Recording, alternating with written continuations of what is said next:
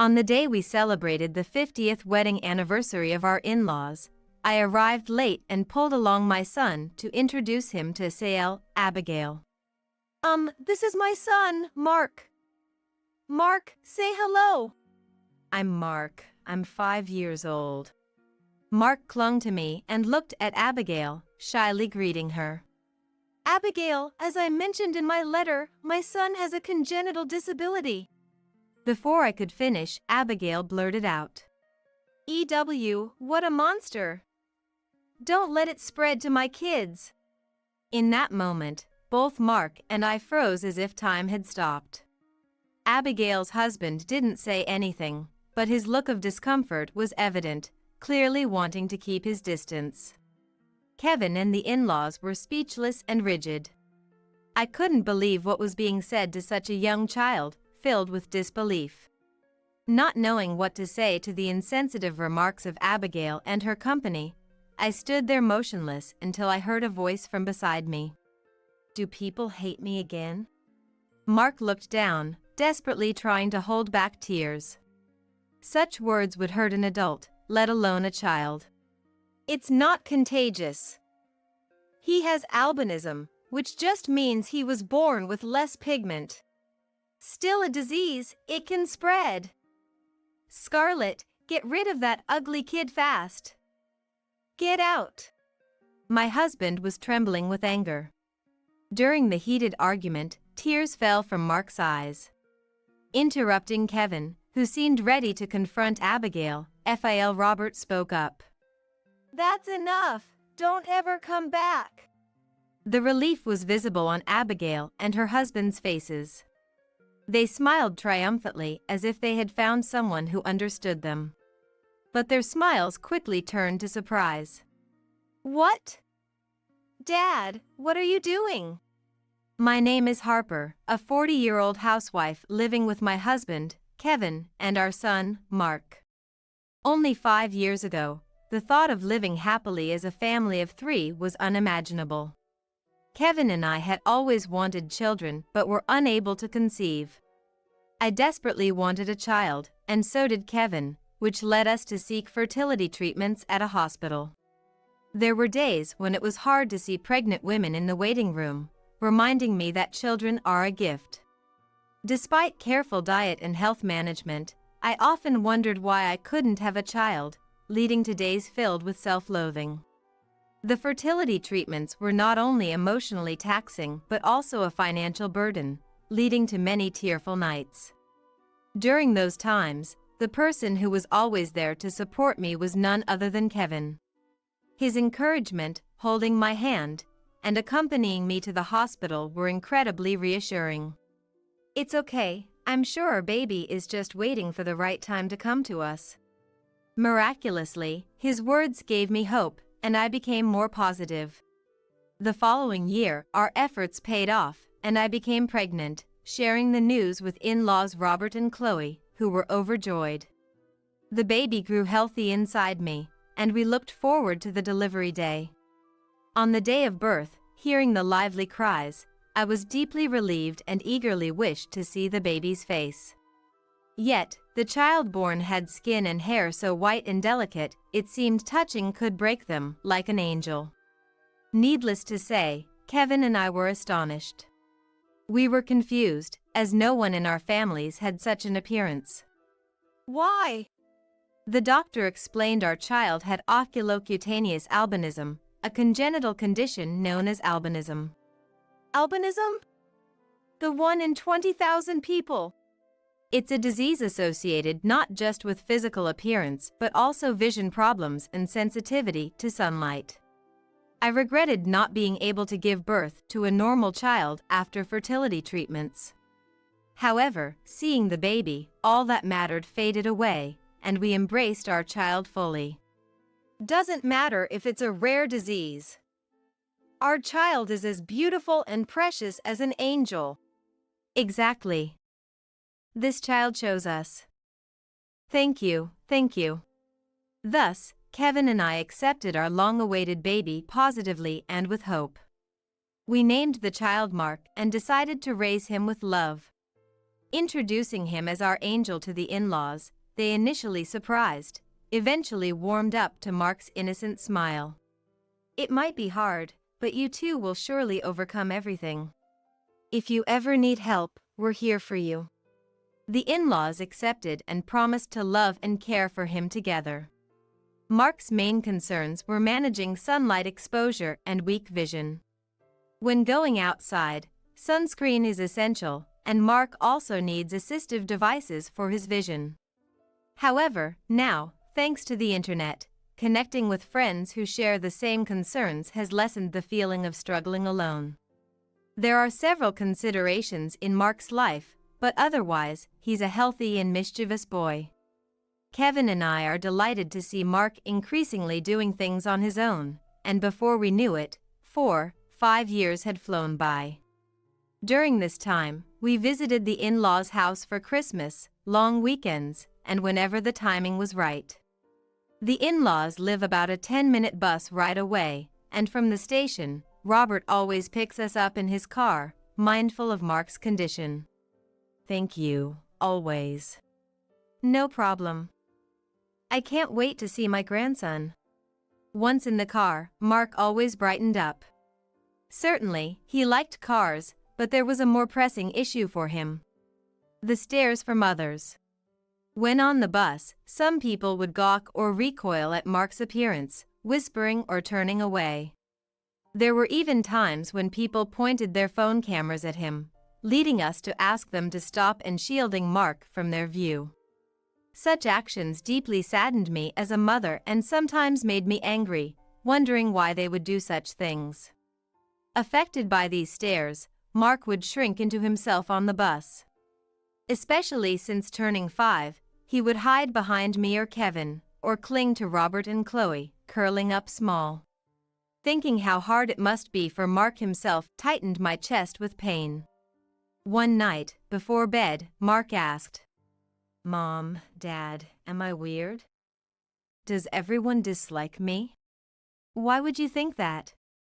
I replied, "Because, in the train, everyone looks at me so much." Hearing Mark express his feelings was heart-wrenching, and I've never felt more distressed. Kevin seemed troubled too, his brows slightly furrowed. I pulled Mark close, looked him in the eyes, and assured him, "You're not weird, and nobody dislikes you. Even if people look, you can hold your head high." With tears welling up in his eyes, he listened to my words and simply replied, "Okay, I understand. Mark, how about you sleep with Dad tonight?" "Okay. Read me a story?" Excited, Kevin headed to the bedroom with Mark. Watching them, I stayed in the living room, sighing. The 50th anniversary celebration for Robert and Chloe is coming up, and I'm a bit worried. At kindergarten, there are teachers to support and friends who are told about Mark's condition, which offers some comfort, but public places are a different story. Struggling with this challenge, discussing with friends, Mark, Kevin, and I were all searching for solutions. Recently, Kevin brought up the 50th wedding anniversary celebration of the in-laws. Abigail, my sister-in-law living far away, would be coming, and it was suggested we celebrate grandly with her family. Mark hasn't met Abigail yet. It might be a good opportunity, don't you think, Scarlett? Abigail too? Truthfully, I didn't have the best impression of Sale Abigail. Her family moves often due to her husband's job, and I've only met them once or twice. When Mark was born, I sent a letter but received no reply. Worried they didn't care about our family, I felt anxious about introducing Mark. When I shared my concerns, Kevin reassured me with a smile. "It'll be okay. Abigail isn't that bad, and her husband has always been nice to me." "Okay," I conceded, perhaps overly concerned about others' judgments. Maybe Abigail and her husband are genuinely kind, and the lack of response to my letter was just due to their circumstances. If they're coming all this way to celebrate their parents' 50th anniversary, we shouldn't dismiss their intent. While I could handle any comments about me, I worried whether Mark would be accepted or subjected to stares like on the bus, but we agreed to include Sael's family. And so, with lingering anxiety, we approached the day of the 50th anniversary celebration. Due to flight schedules, Sael's family would arrive later. For this special day, instead of Robert's car, Kevin and I escorted the in-laws to a high-end restaurant. Because we had a reservation, I said, "I'm Harper." And the receptionist led us to our room. Robert and Chloe, smiling happily, held Mark's hand as they walked to their seats. The stylish space, fitting about 10 people, was lit with soft lighting, creating a calm atmosphere. "Grandpa and Grandma are happy." "I'm happy too." "Yes, Mark is happy too." Mark seemed to understand today was special, smiling more than usual. He was dressed in new clothes bought for the occasion, looking even cuter, which made the staff lady smile. After some time chatting, Sael's family arrived late. They appeared in formal attire, and Scarlett, Mark's cousin, was also dressed in a cute outfit. "Sorry we're late." "Dad, Mom, congratulations today." Abigail dropped her bag and greeted Robert and Chloe. Of course, Abigail's husband and Scarlett smiled and said, "Congratulations." When they settled, I nervously greeted Sael's family. Abigail, long time no see. Thank you for coming all this way today." Right." However, she responded indifferently, as if she barely knew me. Gathering my courage, I brought Mark over to introduce him. This is my son, Mark." "Say hello, Mark." "I'm Mark, 5 years old." Mark clung to me and shyly greeted Abigail. "Abigail, as I mentioned in my letter, my son has a congenital disability." Before I could finish, Abigail bluntly said, What a monster. Don't let it spread to us." Instantly, Mark and I froze as if time had stopped. Abigail's husband, without saying a word, clearly looked uncomfortable, clearly wanting to keep his distance. Kevin and the in-laws were speechless and stiff. I was filled with disbelief at what was said to such a young child. Not knowing what to say to the inconsiderate Abigails, I stood there motionless, but then I was brought back to reality by a voice from beside me. "Am I disliked again?" Mark looked anxious, holding my hand. Laughing, Abigail said, "Yeah, nobody wants to see Mark's face." Mark looked down, trying hard not to cry. Such words would hurt an adult, let alone a child. I thought about slapping Abigail right there, but hugged Mark tightly instead. "What are you saying, Abigail? That's not true." "That's right. Abigail, how could you say that?" Chloe hugged me and Mark in defense. What? Mom, you're defending that monster? It's gross, like, it's all white and has white hair. Is it contagious? Get it away if it's going to spread. It's not contagious. It doesn't spread. He has albinism, a condition of being born with less pigment. So, it is a disease. It could spread. Why did you bring him? Stay away. Scarlett, stay back. Abigail, don't say that. Mark is not a monster, nor is it contagious. Don't treat him like a leper. Kevin, is that really your child? Unbelievable. Why don't you understand, Abigail? Just get rid of that ugly kid, fast. Get out. Kevin's hands trembled with anger. During the heated argument, tears streamed down Mark's face. Intervening before Kevin could confront Abigail, Robert spoke up. That's enough. Don't ever come back. Relieved were only Abigail and her husband. They seemed to have found an ally, their faces wearing a triumphant look as if to say so. But that smile quickly vanished, turning into a look of surprise. What? Dad, what are you doing? Robert had grabbed Abigail and her husband's bags and threw them out of the room. Then, after clapping his hands together, he turned back to the astonished couple.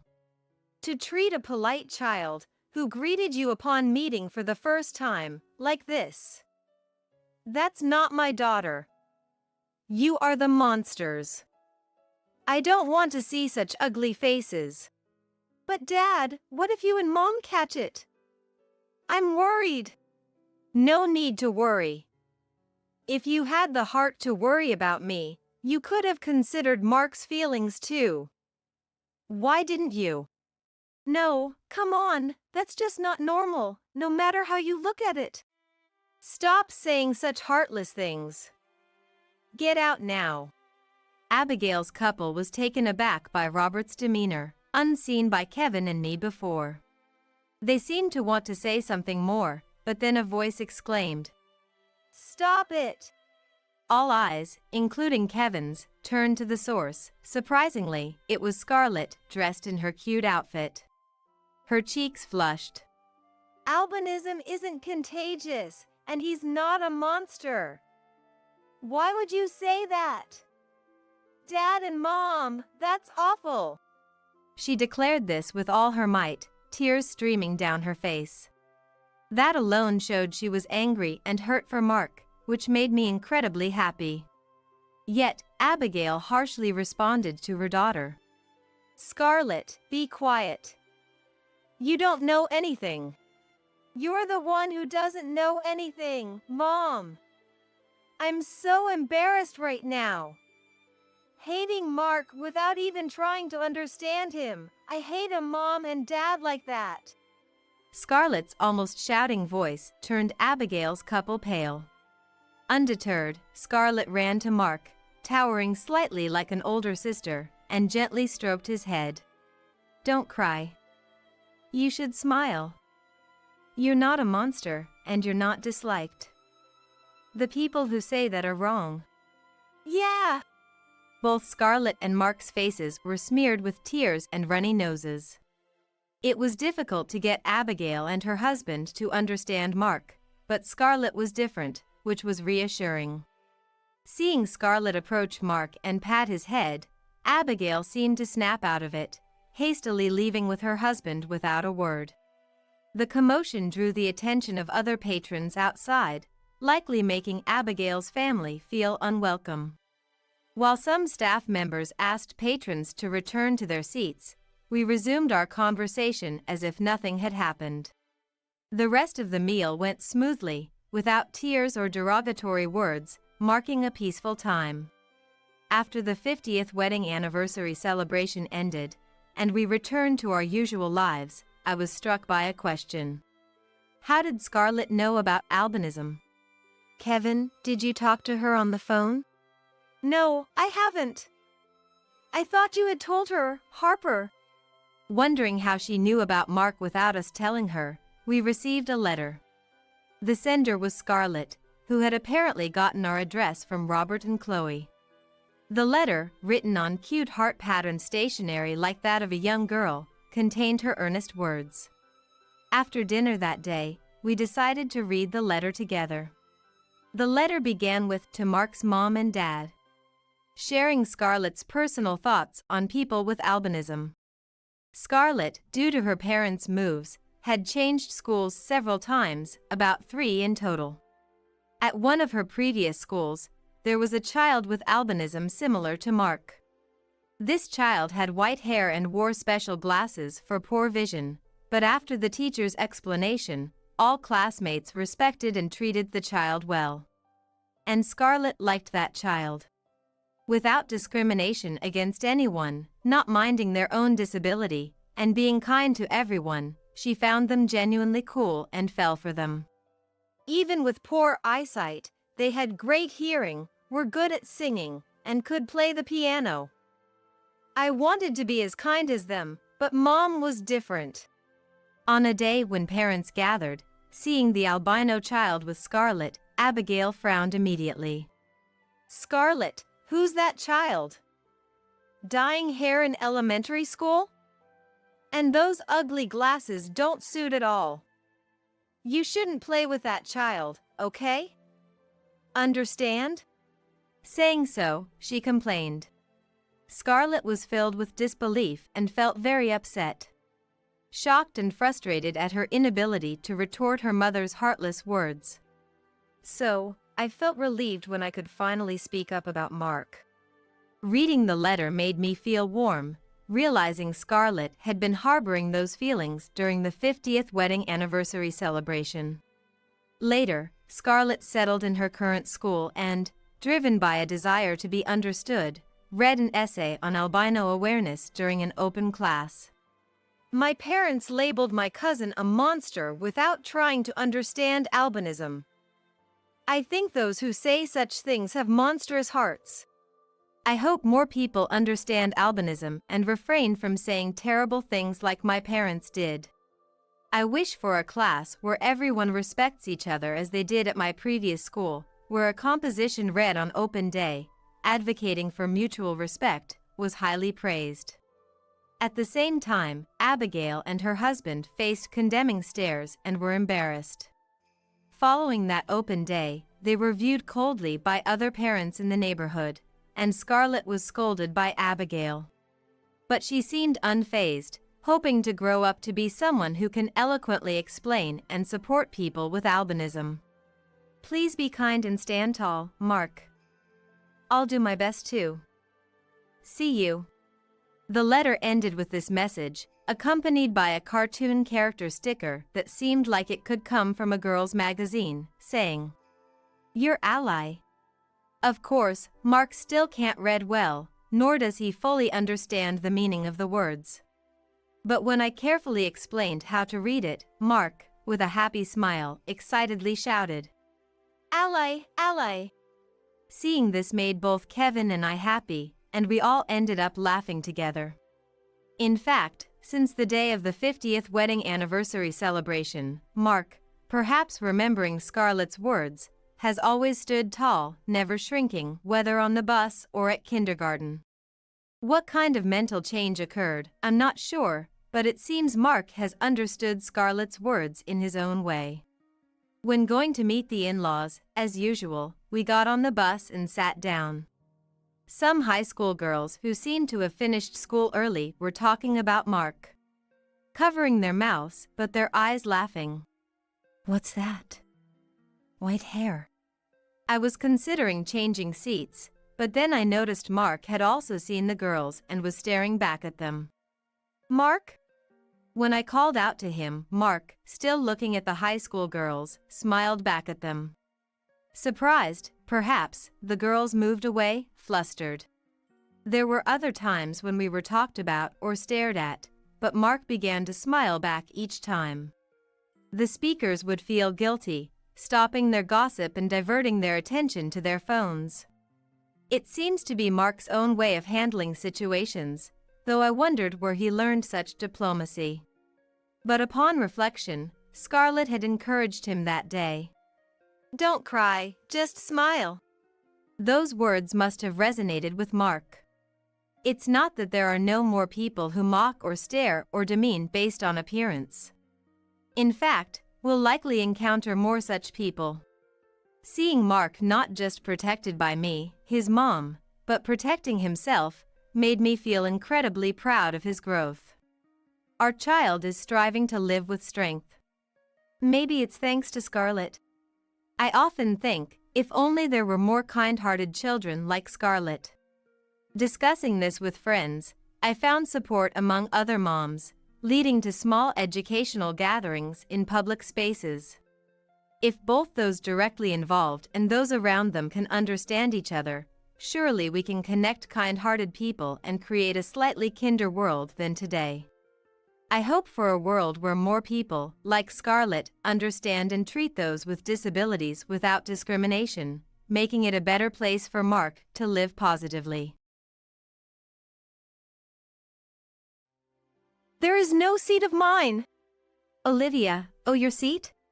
I canceled it. "Ava." Today is the wedding ceremony of my dear brother, Jack.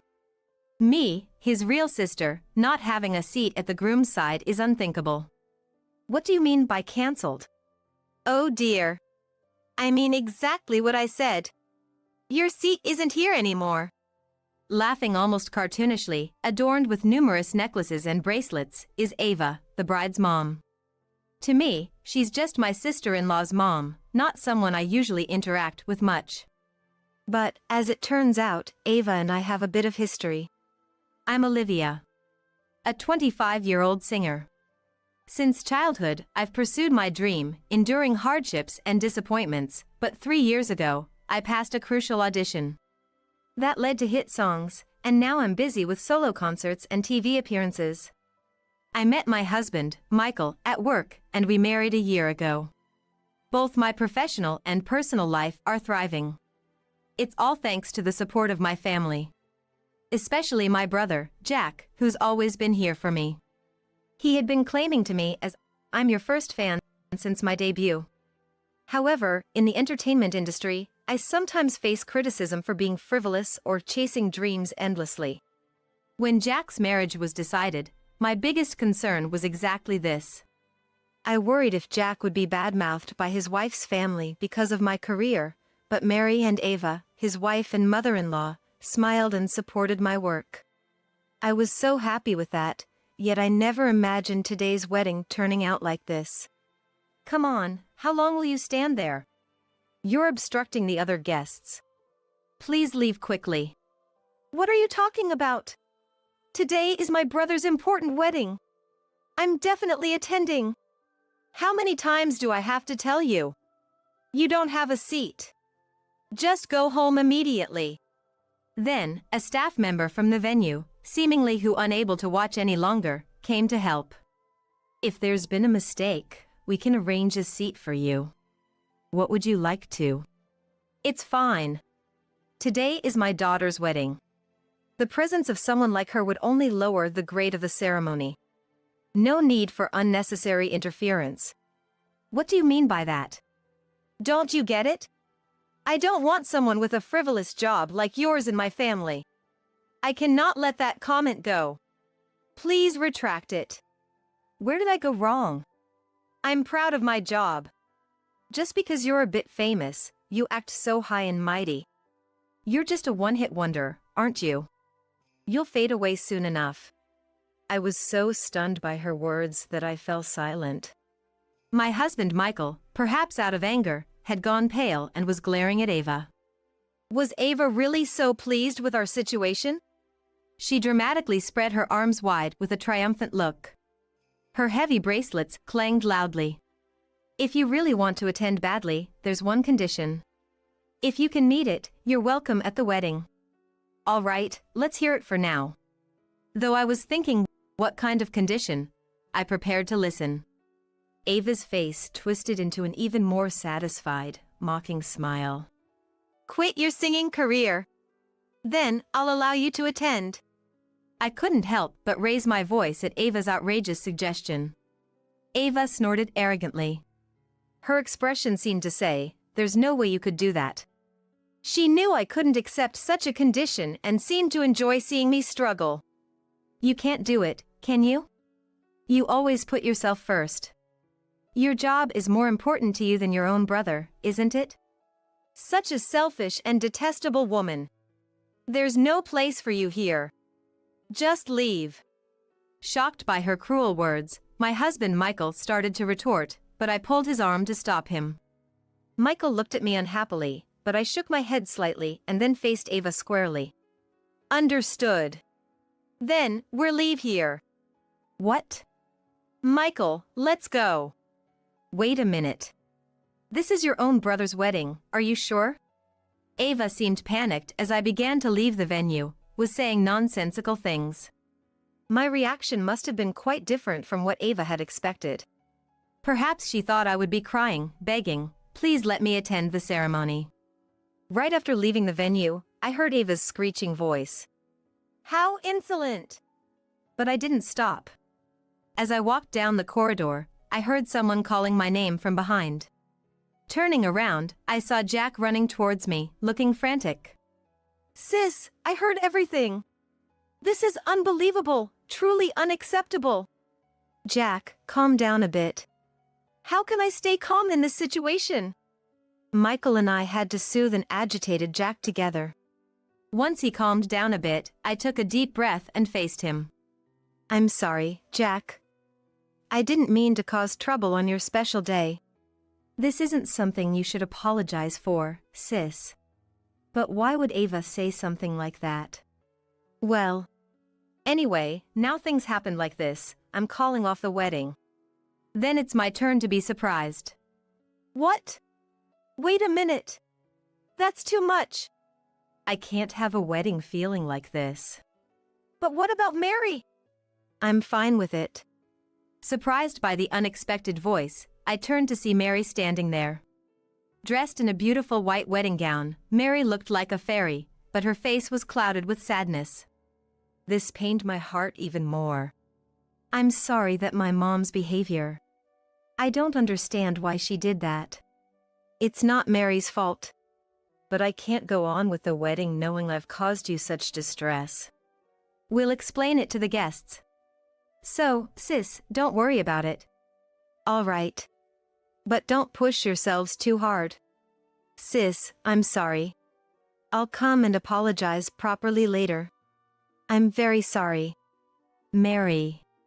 Tears streamed down Mary's face as she apologized repeatedly, and I felt like crying too.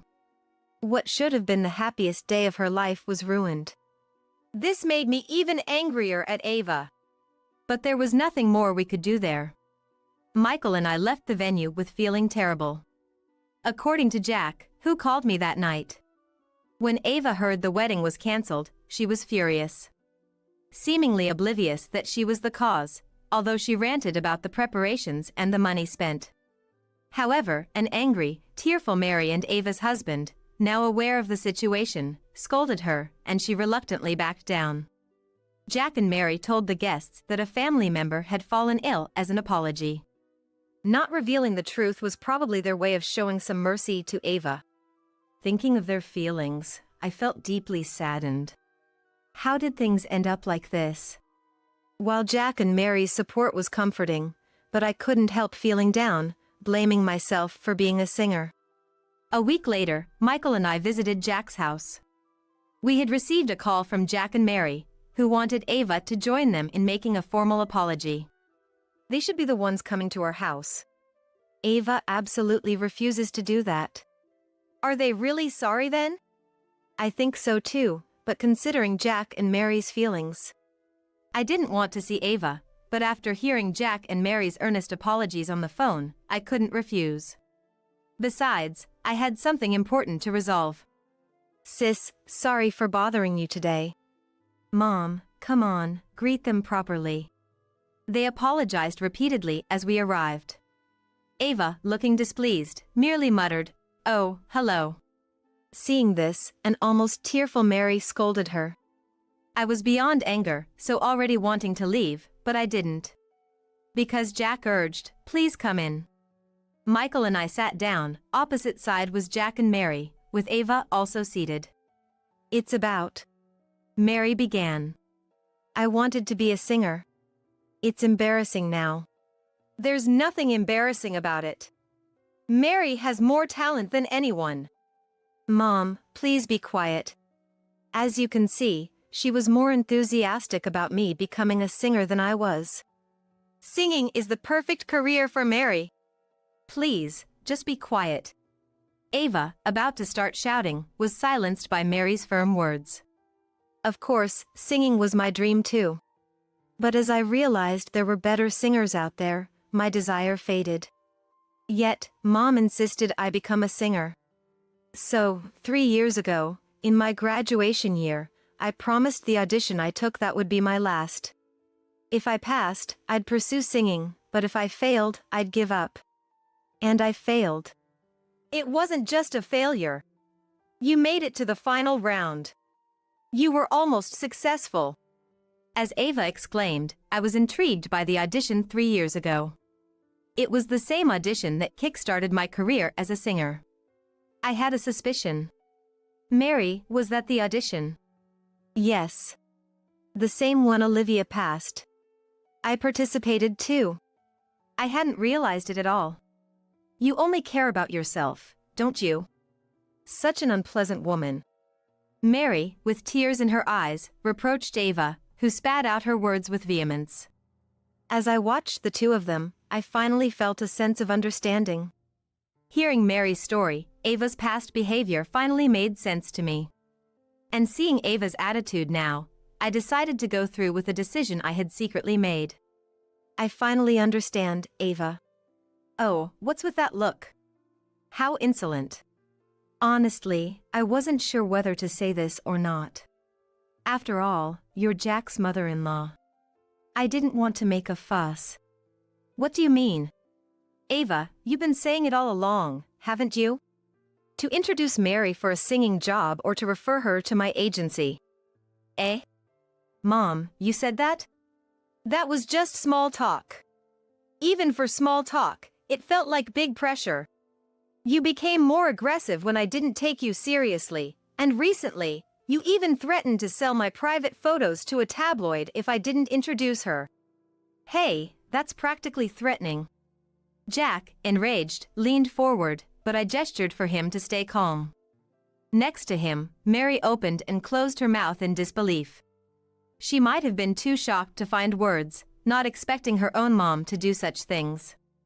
I felt a bit guilty, but I couldn't stop now. The incident at the wedding ceremony, was it your way of getting back at me because things didn't go your way? Mom, did you really do such a terrible thing? That is. You coward. Bringing this up in front of Mary. I knew Ava didn't want Mary to know about her actions. Mary would be hurt if she found out. That's why I had been hesitant to say anything. But I had explained the situation to Michael, then he nodded slightly at me from beside of me. Ava was ignoring Mary's attempts to stop her, approached me, veins throbbing on her temples. Let me make it clear. Mary has far more potential as a singer than you. If it weren't for you, she would have passed the audition. She could have been a singer, even a star. I let her marry into a less impressive family, thinking it might lead to a singing opportunity for her. How dare you take advantage of my kindness? Ava's intensity silenced not just me, but Jack and even Mary. As we stood there stunned, Ava continued her irrational tirade. You probably used some dirty tricks to pass that audition, didn't you? Bribe the judges, maybe even seduce them. You seem like the type of doing that really well. Even now, who knows what you're doing to get work? Mom, please stop. Mary's tearful plea seemed unheard by Ava. I was so overwhelmed, I didn't know whether to be angry or sad. Then, Michael spoke up. Olivia passed the audition on her merit. Aren't you a sweet husband? But your wife's popularity is just a fluke. Likewise, Mary failing the audition was a matter of merit. Michael's firm tone even caught Ava off guard. I remember that audition 3 years ago well. All the finalists were closely matched in talent. But Olivia had the strongest determination to become a singer. What right do you have to say that? You're not even involved. I am involved. Huh? I was a judge at that audition. I'm Michael, a music producer. Michael, the famous music producer Michael? Michael is known as a famous music producer whose works are all hits. Even those not well-versed in music have likely heard his name. He seldom appears in the media, so his face isn't widely recognized. That's why it's understandable that Ava hadn't recognized him. Ava blinked in surprise for a while, but then approached Michael with a sly smile. I had no idea that you were the famous Michael. You should have told me sooner. What would you have done if I had? Of course, I would have introduced Mary to you. She's a diamond in the rough. With your help, Michael, she could become a star singer. Enough, Mom. Do you even know what you're saying? Be quiet. I will make Mary a singer, no matter what. Stop it, please. Mary yelled with a voice that sounded to shake the room, tears streaming down her face as she glared at Ava. Her face was red with anger, fists clenched tightly, clearly furious from the bottom of her heart. In conclusion, Mom just wanted to make me a singer for her own vanity and desires. That's the worst. How can you say such things to your mother? A parent's dream is their child's dream. Children have a duty to fulfill their parents' dreams. Don't you understand that? I gave birth to a child with a talent for singing, just for this. Don't talk nonsense. The one talking nonsense is you. You could have been rich and famous. What a disappointment. That's it. I've had enough. I'm cutting ties with you, Mom. What? Are you out of your mind? From this moment, you are a stranger to me. Please leave. Mary, don't joke around like that. Get out. Mary, with a strength that belied her slender arms, pulled Ava and pushed her outside the door. Ava, having been thrown out, angrily pounded on the door. When Mary threatened to call the police if she didn't quiet down, Ava's anger turned to tears and pleading. Mary, why are you doing this to me? I've always done everything for you. Still saying that. Apologize to Olivia, you shameless woman. Watching Mary shout pained to me, but I was glad she stood by me to the end. I secretly decided that if Jack and Mary would have another wedding, I will definitely support them. 3 months after the incident with Ava. Ava, disowned by Mary, was also divorced and kicked out of her home by her husband. It was discovered that she had secretly incurred debts in her efforts to make Mary a singer. She faced claims for damages to her family and me, as well as the wedding cancellation fees, which further increased her debts. Now, she's living modestly, working part-time to repay her debts. Having been a housewife for so long, it's been tough for Ava to work outside. She frequently contacts Mary, saying, "We're family, after all." But Mary firmly rejects her each time. This experience taught me that being a well-known name can unexpectedly attract resentment. Although having achieved my dream, I consider myself fortunate and will continue to work hard as a singer. The compensation money from Ava was given to Jack and Mary, which they used for their rescheduled wedding. Seeing them finally happy was a great joy for me. Finally, my sister Whitney has given birth. Our family was overjoyed, and even though it wasn't Christmas, relatives gathered together. The stars of the show were, of course, Whitney and her baby. With food and drinks ready, the party began. After we all toasted, my husband Brad approached Whitney and the baby. Whitney handed the baby to Brad, and he held the baby in his arms. Brad looked at the baby with such a loving gaze, as if he were holding his own child. Hello, baby. Oh, you're so cute. After admiring the baby, he turned to me and said, "If only you could actually have kids." Followed by a sigh. Still really cute. Wonder who it looks like. He insulted me in front of all the relatives, seemingly unaware of the icy atmosphere that followed. In the frozen silence, the family gathered around Brad and Whitney, enclosing them. Whitney and Brad, engrossed with the baby, hadn't noticed until Whitney's husband Chuck spoke up. It really doesn't seem to take after me. There are elements of Whitney, though. He confronted Brad calmly. It seemed Whitney and Brad finally noticed the awkward air. Surrounded by relatives, they looked to be huddling together. Overall, Brad. It seems to take after you, don't you think? Donald, Brad's dad, added insult to injury. Really now? Brad, it's the spitting image of you when you were little. His tone was cold, unfitting for the celebration. Seeing Brad taken aback, I couldn't help but let out a smile. Brad had no idea that I had been laying the groundwork with the relatives. I'm Zoe, 42 years old. My life has been nothing extraordinary. Not academically gifted, nor athletically talented. Not the type to stand out, I've probably been forgotten by my classmates, leading a plain life.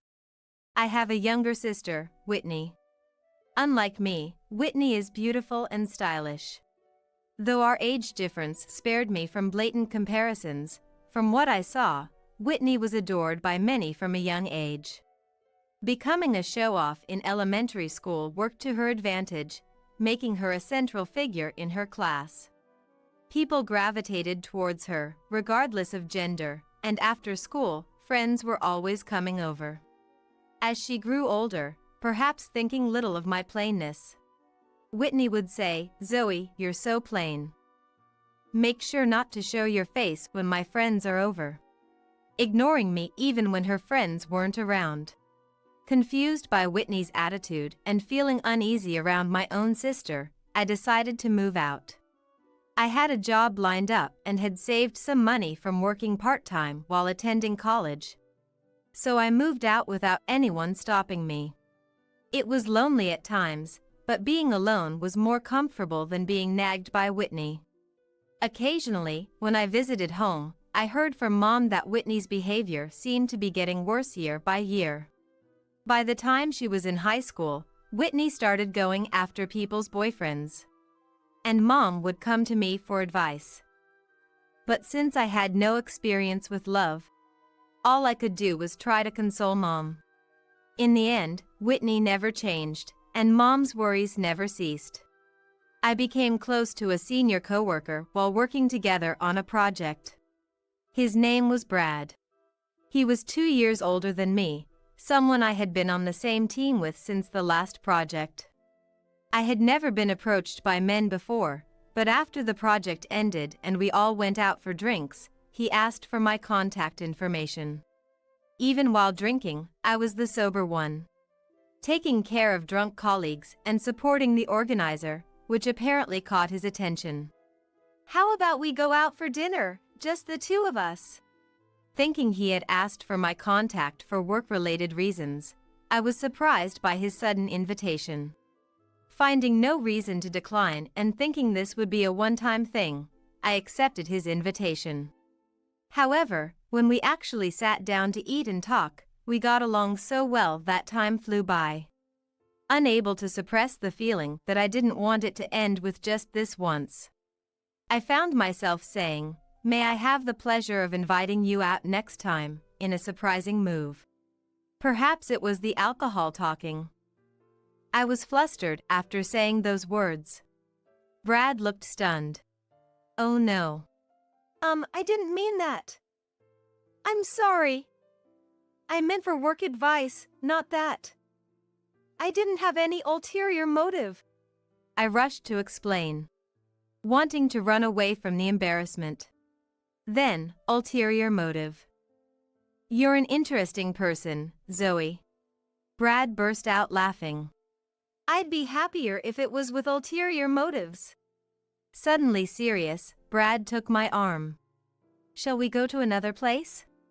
I quietly nodded and followed Brad. I'll never forget that night. Even after we got married, we would laugh about it when recalling that time. My first love at 28 felt embarrassing, but he accepted me and took the lead. With him, my once plain life seemed to blossom into something beautiful. At 28, I finally understood what love was, and I gained confidence. 2 years later, he proposed, and we got married. Me, Zoe, 30 years old. Married at a nice round age. And with a new name, I decided to start a new life. I got along well with Brad's parents, especially Mael, as if we were friends. The common mother-in-law and daughter-in-law conflict was non-existent for us. Whitney, attending our wedding, seemed enraptured by the atmosphere, barely acknowledging me. After the ceremony, as Brad and I were heading to the next venue, Whitney ran up to us. "Zoe, today's wedding was so beautiful. It makes me want to get married soon too." Any past resentment seemed gone. Whitney smiled at me. "It's about time I settled down too. Not just any man will do. I'll find the right one and have a wedding that everyone can celebrate." It seemed our wedding made her crave a normal happiness. Declaring her intention to change, Whitney left. I was stunned by our brief exchange, but wanted to believe in her words of change. If my image had cast a positive light on Whitney, then I was satisfied. Feeling that years of resentment had dissipated made me genuinely happy. I looked forward to having face-to-face conversations in the future. Since my marriage, Mom's worries shifted from Whitney to me. Yes, about children. Getting married at 30, I understood my parents' eagerness to see grandchildren. Of course, I wanted children too. I was working but planned to quit if I had a child. Initially, I hadn't thought deeply about it, but as time went on, I grew tired of Mom's constant nudging. Wanting to respond to my parents' feelings, I began to excessively consult with Brad. Initially, Brad took it lightly, saying, "Don't rush, it'll happen when it's meant to." However, as I repeatedly brought up the same concerns, "Come on, I'm tired today. Let's not talk about this anymore," he started to visibly show his annoyance. 5 years into our marriage, we hadn't had children, and by that time, Brad seemed to have given up. I was 35 before I knew it. Nowadays, it's not uncommon for people older than me to have children. But I knew I was reaching the age where I had to prepare myself.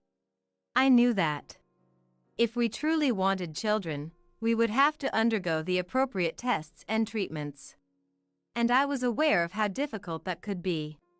Brad was saying, even without children, we have the option to enjoy life together. But I couldn't give up. Should we try getting tested, just once? Holding on to a last hope, I asked Brad. Brad was reluctant but agreed to go to the hospital. Perhaps thinking that if a problem was identified with either of us, I would give up. However, Brad's attitude became colder after we went for the tests.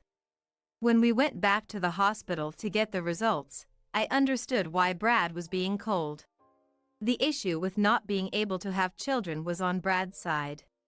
Unable to accept the test results, perhaps because of his pride, Brad started to take out his frustration on me. Unable to maintain a happy relationship, all I could do was wait for him to calm down. 3 years later, Brad's demeanor had improved compared to back then. But he still came home late or not at all sometimes. By that time, Whitney had finally found someone to marry.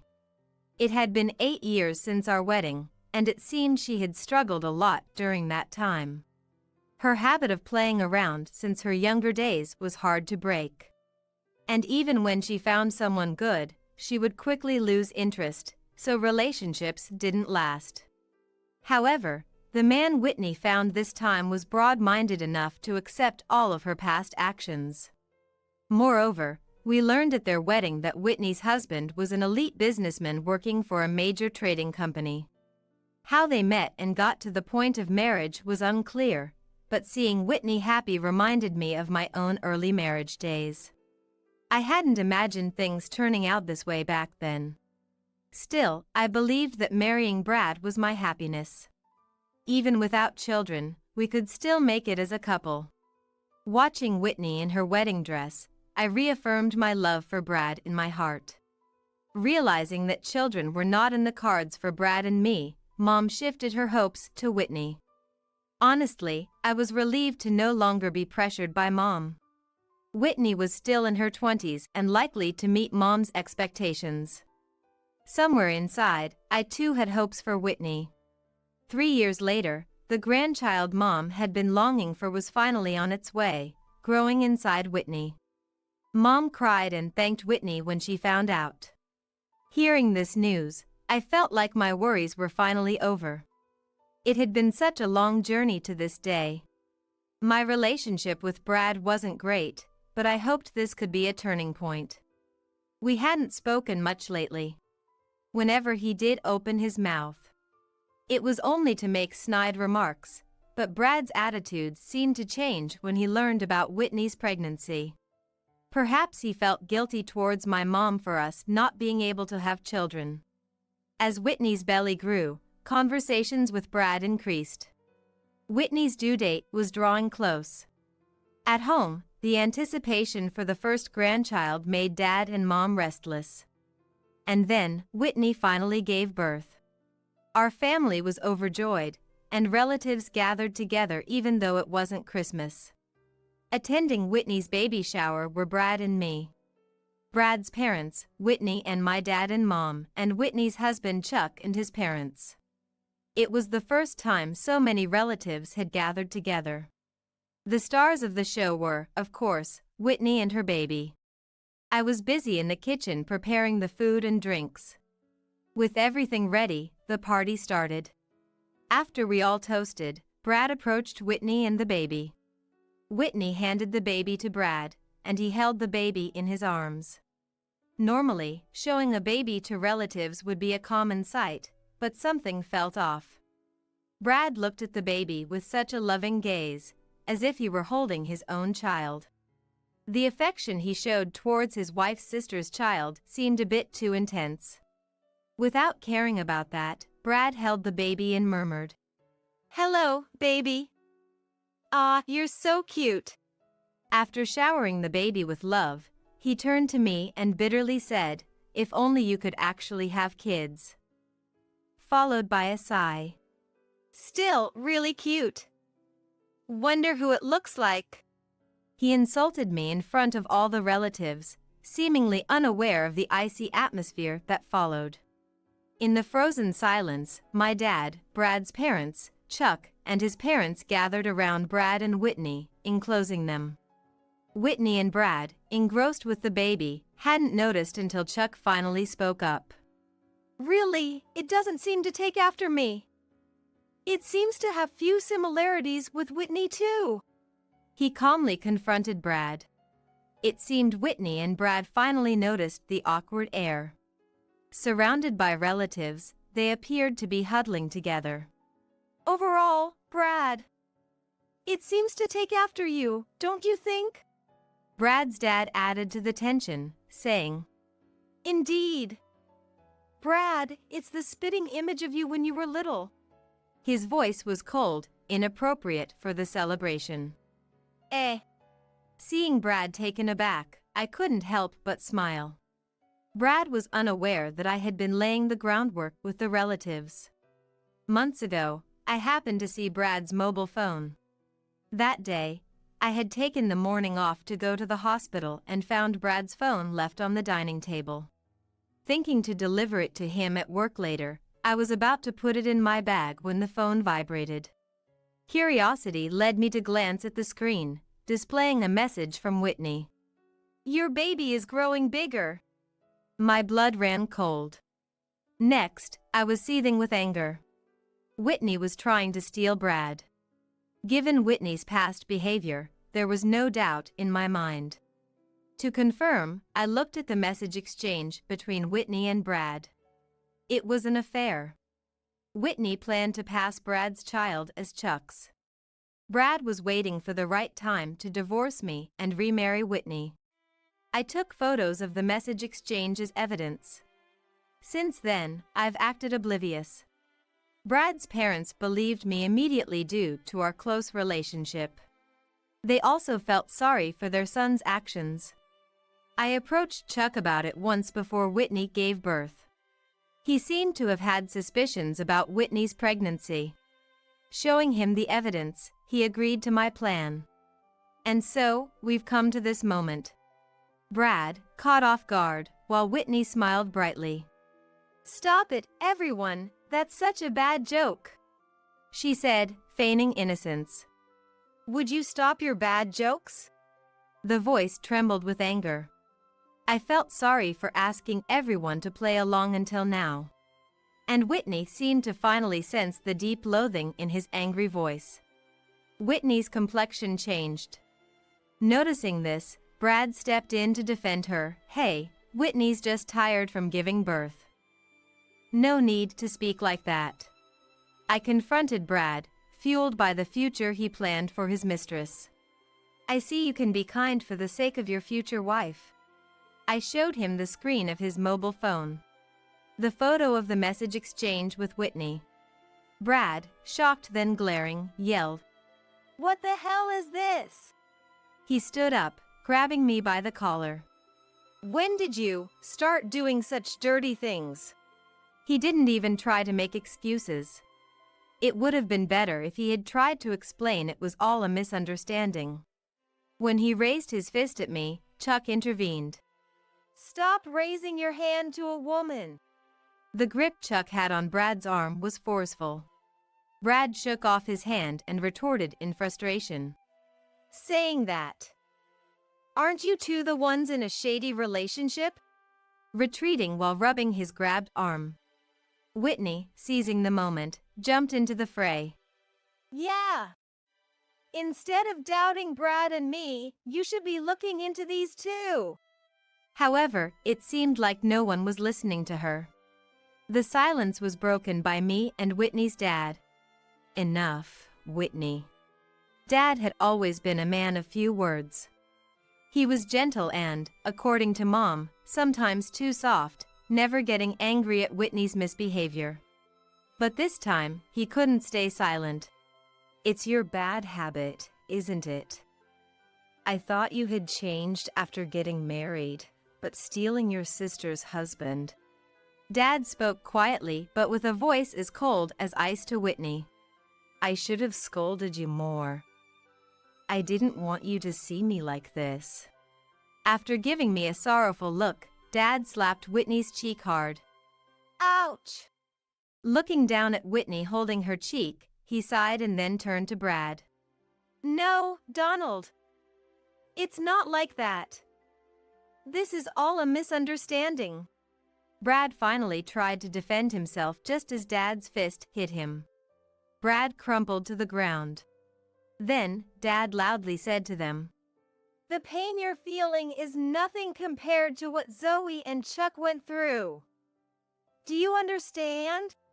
Whitney's sobbing could be heard, though it was doubtful if her tears were from remorse. Dad turned to Chuck and his parents to apologize deeply. I'm truly sorry for the unforgivable act my daughter has committed. Mom also apologized next to Dad. Then to Brad's parents, I'm sorry for raising my hand to Brad in front of you, apologizing deeply once again. Brad's parents also apologized to us. What is this? I did nothing wrong.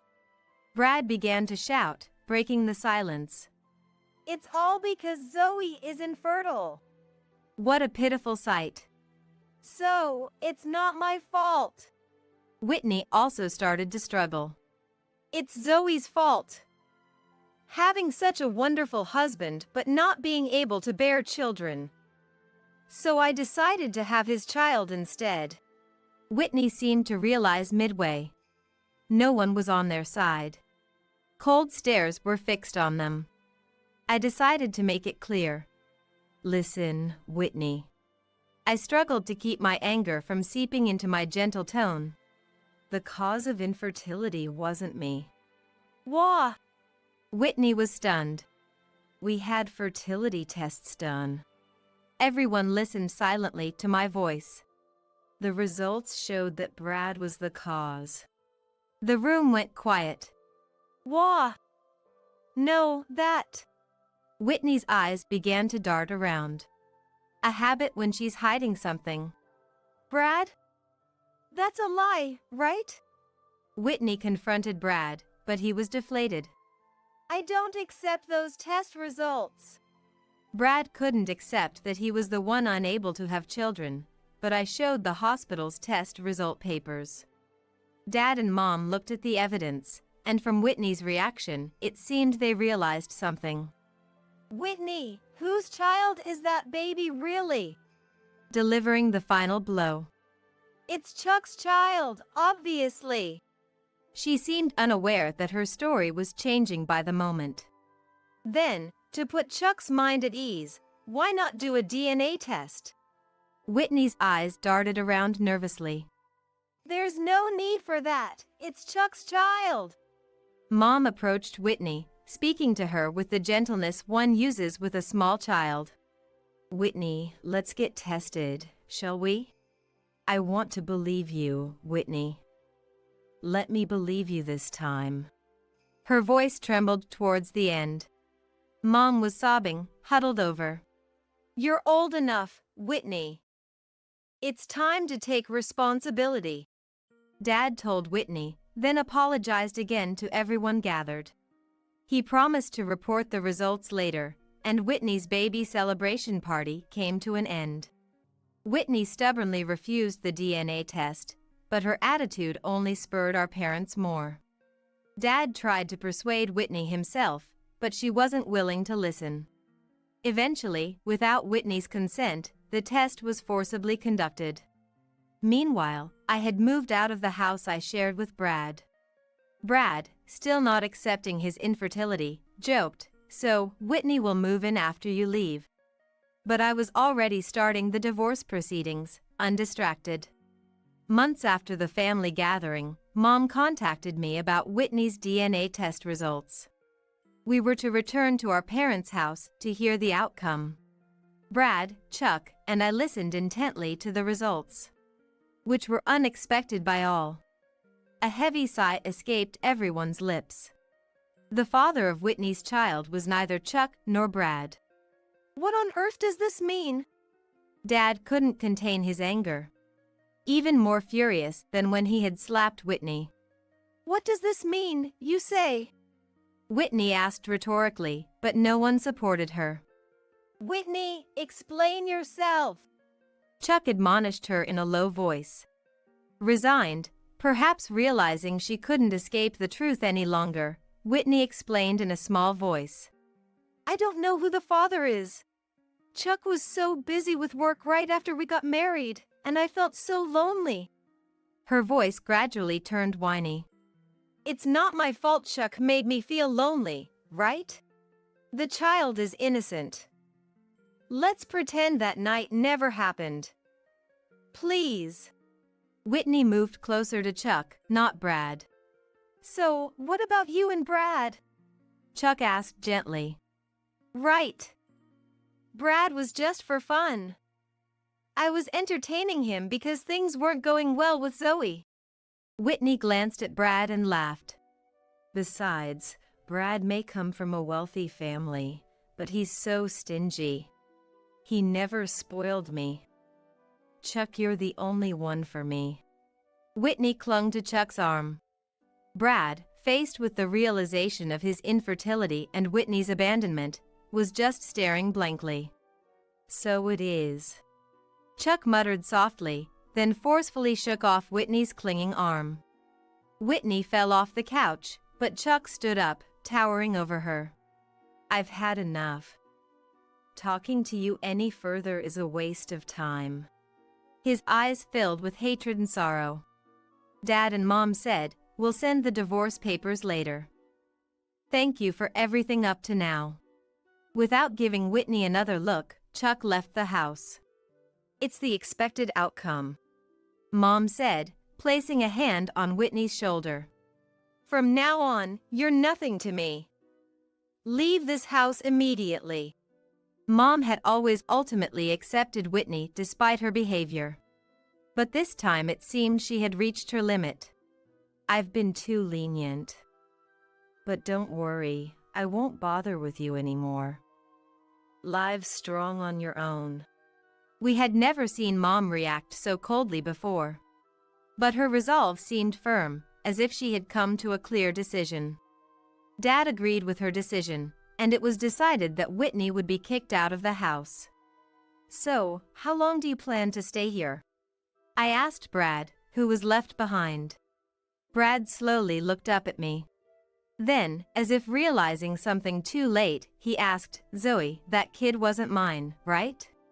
If so, I'm innocent. Whitney was just playing around, as she said. So, why don't we call off the divorce and start over? I was speechless. After all the mocking, he had the nerve to say that. I have no intention of starting over with you. I wish I never have to see you again. So please, leave this house right now. I grabbed a mop nearby and hit Brad with it. Get out now! I shouted as I chased him out. Later, I finalized the divorce with Brad. I had gotten along well with Mil and wanted to keep in touch, but it wasn't to be. Mil and I had a farewell meal together, mourning our separation. Upon learning of my divorce with Brad, Whitney, who had been hesitant, agreed to divorce Chuck and finally left the family home. She seemed to intend to move in with Brad, but he refused her. Brad, too, was no longer in a position to support Whitney financially. After our divorce, Brad left his job due to discomfort at our shared workplace. He tried to help with the family business but became estranged from his family and is now looking for new employment while surviving on part-time work. Of course, with alimony payments to me, his life is far from easy. Whitney moving in would be nothing but a nuisance, especially considering she played with his feelings. Shunned by her family, abandoned by Brad, and pursued by Chuck for alimony, Whitney began to drift through the night streets, escaping from everything. But she wasn't the type to attract ordinary men anymore. Once relying on her beauty, post-pregnancy Whitney did nothing to restore her figure, losing all remnants of her past glory. Unable to escape the glory of being adored in her youth, she became obsessed with a man she met in a nightclub. Drowning in debt and resorting to selling herself, she has fallen to a point of no return. Dad and Mom hired a detective agency to track Whitney's whereabouts, determined never to let her return home. They sold the family home and moved to a condominium in the next town. Mom, sharing this with me, looked sad but resolved not to extend a helping hand to Whitney. If her life were in danger, that'd be different. But that's it. We've decided not to do anything more. Mom's too gentle to bear Whitney's current state, but knows extending help again wouldn't lead to her reform. This is what being a mom is about. Though I never had children of my own, witnessing Mom's compassion and strength fills me with respect. Dad and Mom have taken in Whitney's child, who is nearly 2 years old. His rapid growth is astonishing, and I've been experiencing childcare during visits to my parents' house. I wonder what kind of adult this child without Dad or Mom will become. Yet, I'm determined to shower him with enough love to never feel lesser for it. Today, once again, I received an email from Mom about Whitney's child. We are planning to go on a trip together on the next day off. On my way home from work, I looked up at the night sky and wished for the child's growth. May he grow up to be honest, bright, and earnest. And then, I returned to my solitary apartment, where no one waits. Don't make cakes that taste bad. It looked suspicious, so I tasted it first. I felt it so unhealthy, though I threw the garbage out the window. In an instant, I realized this situation was a complete disaster. You threw away the cake? I'm still at work. I am Karen. I'm 28 years old and work at a bank. I got married last year and am still in the honeymoon phase. My husband, Mark, is 30 and works as a pharmacist. We met on social media, of all places. I love music and often post about my favorite artists. Mark shared my passion for music. At first, we communicated through direct messages. I was hesitant to meet someone I knew only in social media. But, strangely, I found myself wanting to meet Mark. He lived about an hour's drive away, it's not far from my home. I figured a meal would be harmless, so I gathered the courage to meet him. Surprisingly, I felt completely at ease, as if we'd met before. Our conversation flowed without a break. I found myself passionately talking about our favorite artists. Perhaps because we'd been in touch every day, there was a strangely close feeling. After that, we went out for meals a few times. From good morning to good night, we were in constant contact. Before I knew it, I was eagerly awaiting his messages. And then we officially started dating. It was surprising, even to myself. My mom passed away from illness soon after I started working. We had a close relationship, like friends. Being from a single-parent family, I felt very lonely. That's when Mark came into my life. To me, Mark was a savior. He's also very dedicated to his work. When we're together, Mark seems most animated when talking about work. He listens attentively to my work-related issues and supports me. That's what I love about Mark. Mark's mother, Jane, has been incredibly kind since when we started dating. Knowing I don't have parents. Karen, you can tell me anything. Whether it's troubles or complaints, anything is fine. I want to be close to you. Let's not be formal and just be ourselves. She always looked out for me. Eating out is nice, but homemade meals are good once in a while, right? She would say like that, and invited me to enjoy her home cooking. When Mark proposed and we decided to get married, she cried tears of joy. Since I don't have parents, we decided not to have a wedding. Jane, understanding and kind, was all right with that. After we got married, Jane moved in with us. Mark's father passed away when he was young, and Jane raised him single-handedly. In today's world, where it's normal for women to work, but some people still oppose it. One of a friend of mine struggled with this problem, so it was on my mind. I love my job and wanted to continue working even after getting married. But I got married, it wasn't just about what I wanted. When I talked to Jane about this, "Isn't it wonderful to enjoy your work? Of course, I'll help you. I'll do the household chores, so don't worry. It makes me happy to have a job to do. I get restless if I'm not doing something. Leave the cleaning and doing laundry to me." She understood and supported my desire to work, making mother-in-law issues non-existent. Going out with Jane on days when Mark at work is really fun. Though everything seems perfect, there is someone I struggle with. Mark has an older brother, Tom, and his wife, Betty. Tom got married 6 years ago and has a 5-year-old daughter, Sally. When we first met after our marriage was decided, "You seem like you're good at sucking up, getting along well with Jane." Lucky for you. Her comment, which sounded like sarcasm, left me speechless at our first meeting. I tried to minimize contact with her, but it's not always easy. Betty often leaves Sally with Jane. "I'm going for a drink today, so please let her stay over. She's picky with food, so just give her some bread for now." She would hand over a single Danish before leaving for her weekly outings. Even if she loves Danish, eating the same thing over and over isn't good. Jane would say this with a wry smile. But Sally is a really picky eater, only eating sweets or Danish. Sally is smaller than other kids her age. I was a bit concerned but didn't think too deeply about it because she seemed healthy. Jane adored Sally. Although I had doubts about Betty's weekly outings, but it made Jane happy, so I let it be.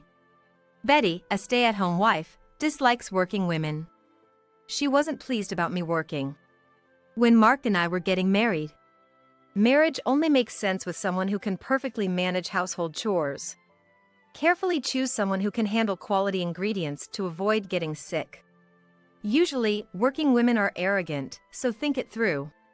She was negative towards me. Betty is stubborn and set in her ways, rarely listening to others.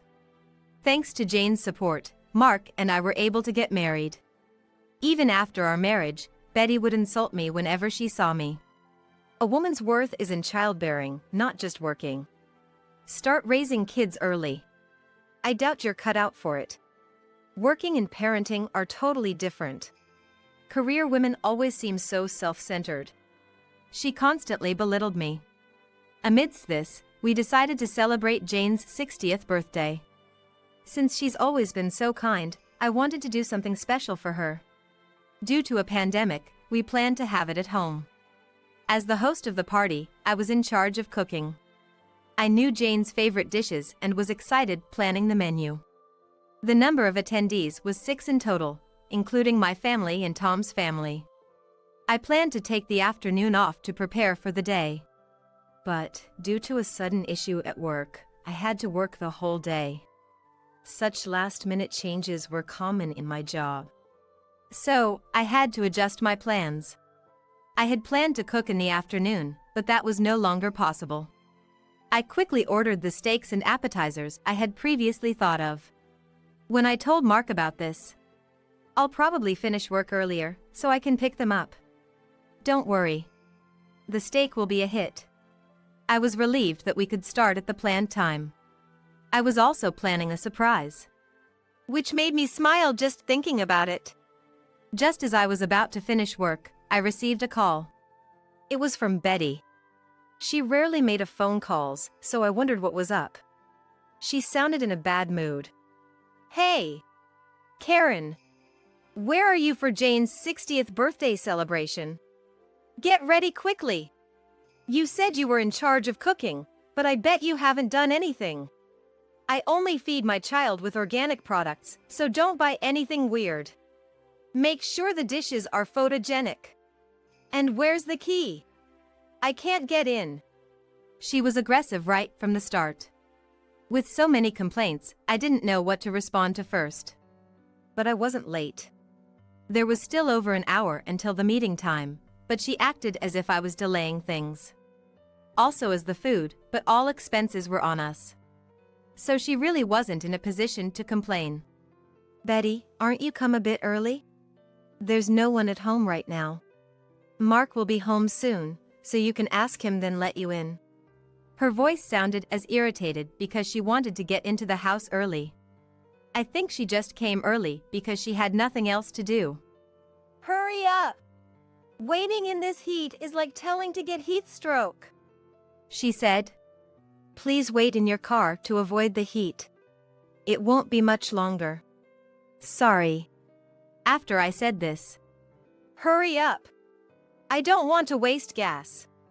And she hung up abruptly. It seemed she was upset because Jane happened to be out and nobody was home. I contacted to Mark, and he said he was almost home, so I left her to him.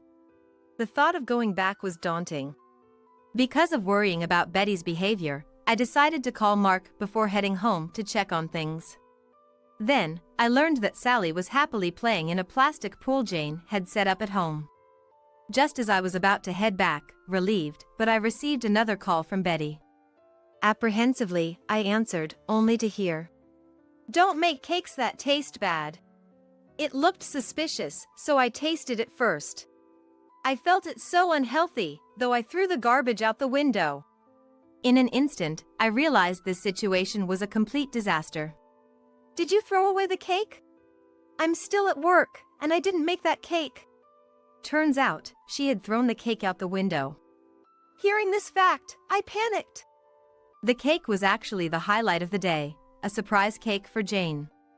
Moreover, someone had painstakingly made it for her. Betty refused to believe that I hadn't made it. "Huh?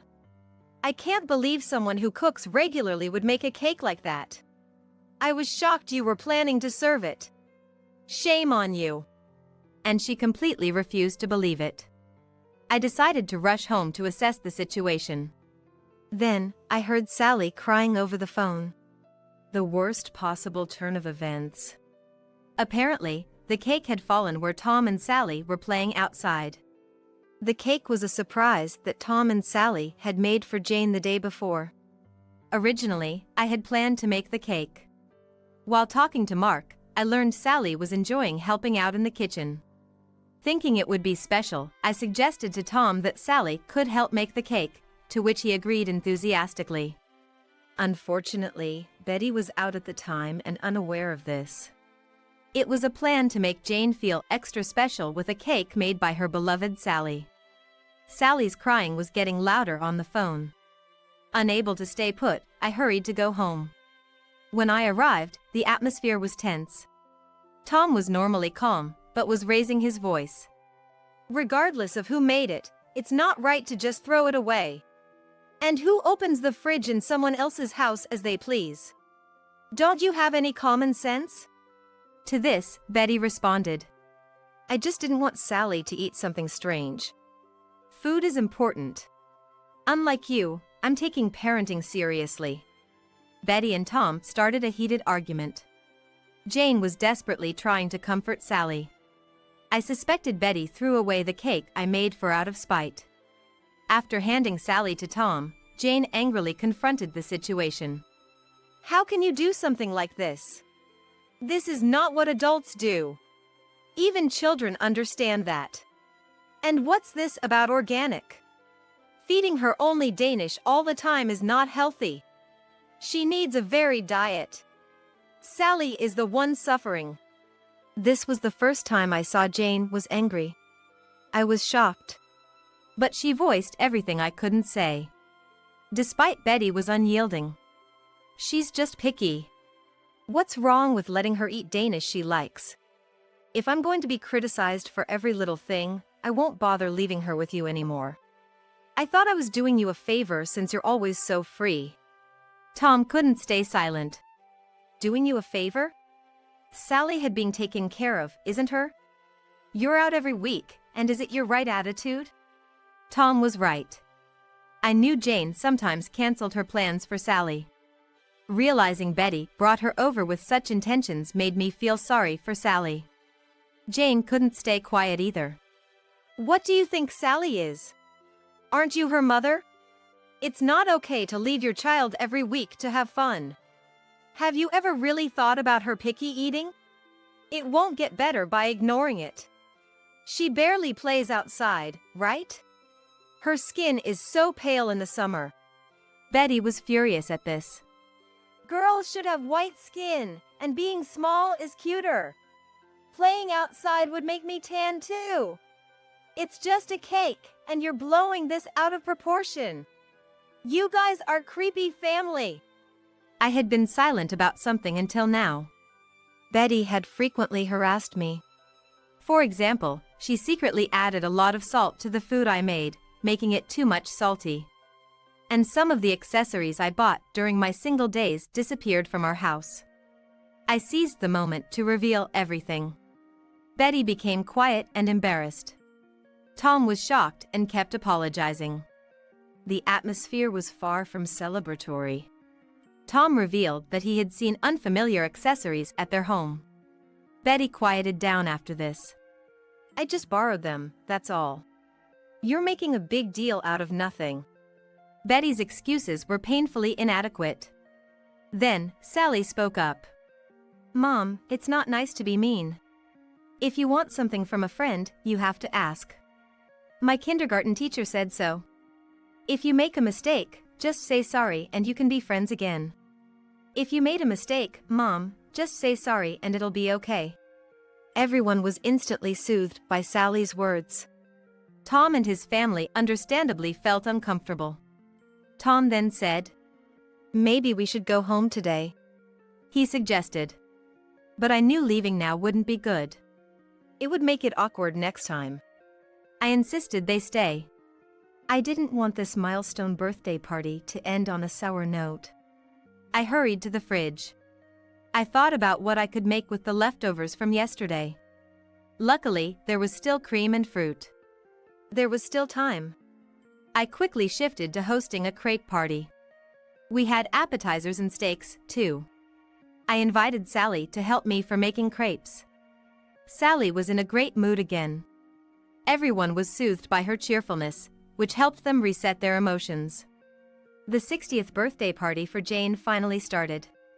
Betty looked uncomfortable, but today was about celebrating Jane. We all enjoyed steaks, gave presents, and ate crepes.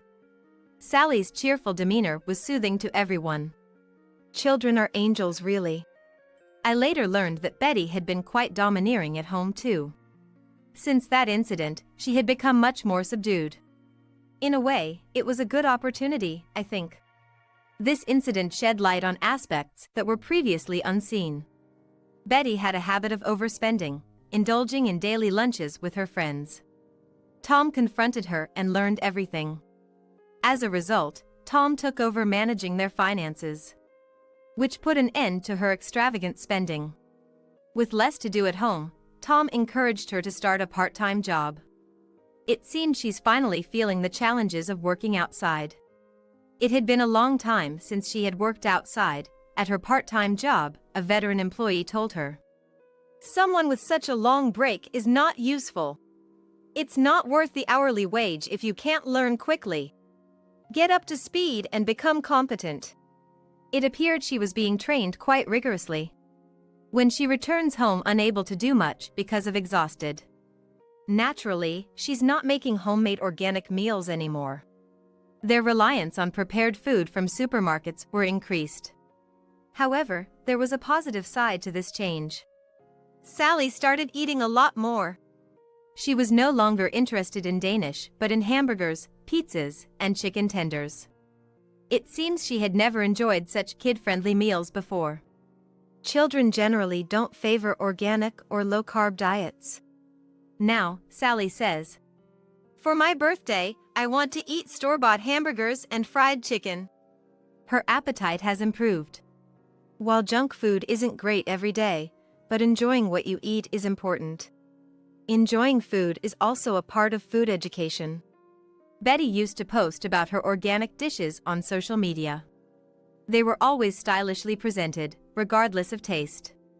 But after this incident, she stopped doing that. It seems she was seeking validation through social media likes. It's the best for being stopped. She's lucky she didn't end up in divorce. Since that day, Betty has awkwardly stopped visiting. Now, Tom brings Sally over by himself. Sally seemed more relaxed and free, even enjoying snacks now. She appeared noticeably brighter and happier. And Jane is also happy to see the peace. As for us, we continue to live happily with Jane. And now, I'm expecting our first child. The whole family is overjoyed. We're all busy preparing baby items for the new addition. I hope we continue to live as a happy family. Oh, exactly. I'm the eldest son. It's only right that I take over Dad's company. Despite the impending funeral of Hugo, our late company president, my estranged older brother, blurted out such a statement as soon as he showed up. Huh? I couldn't help but let out a surprised murmur at my brother's words. Suddenly, Eugenie, my sister-in-law, raised her voice. Devin is saying he'll be the president. You get that, right? Normally the eldest son takes over the family business. As a younger sister, you should simply step aside. Whoa, Eugenie, lower your voice. The funeral is about to start. Well then, admit it already that you're giving the company to me, or else we'll create a chaos at this funeral. With smirks on their faces, they both stared at me. I had no idea that they were this insensitive. It felt like something taut within me, like a tightly drawn string just snapped.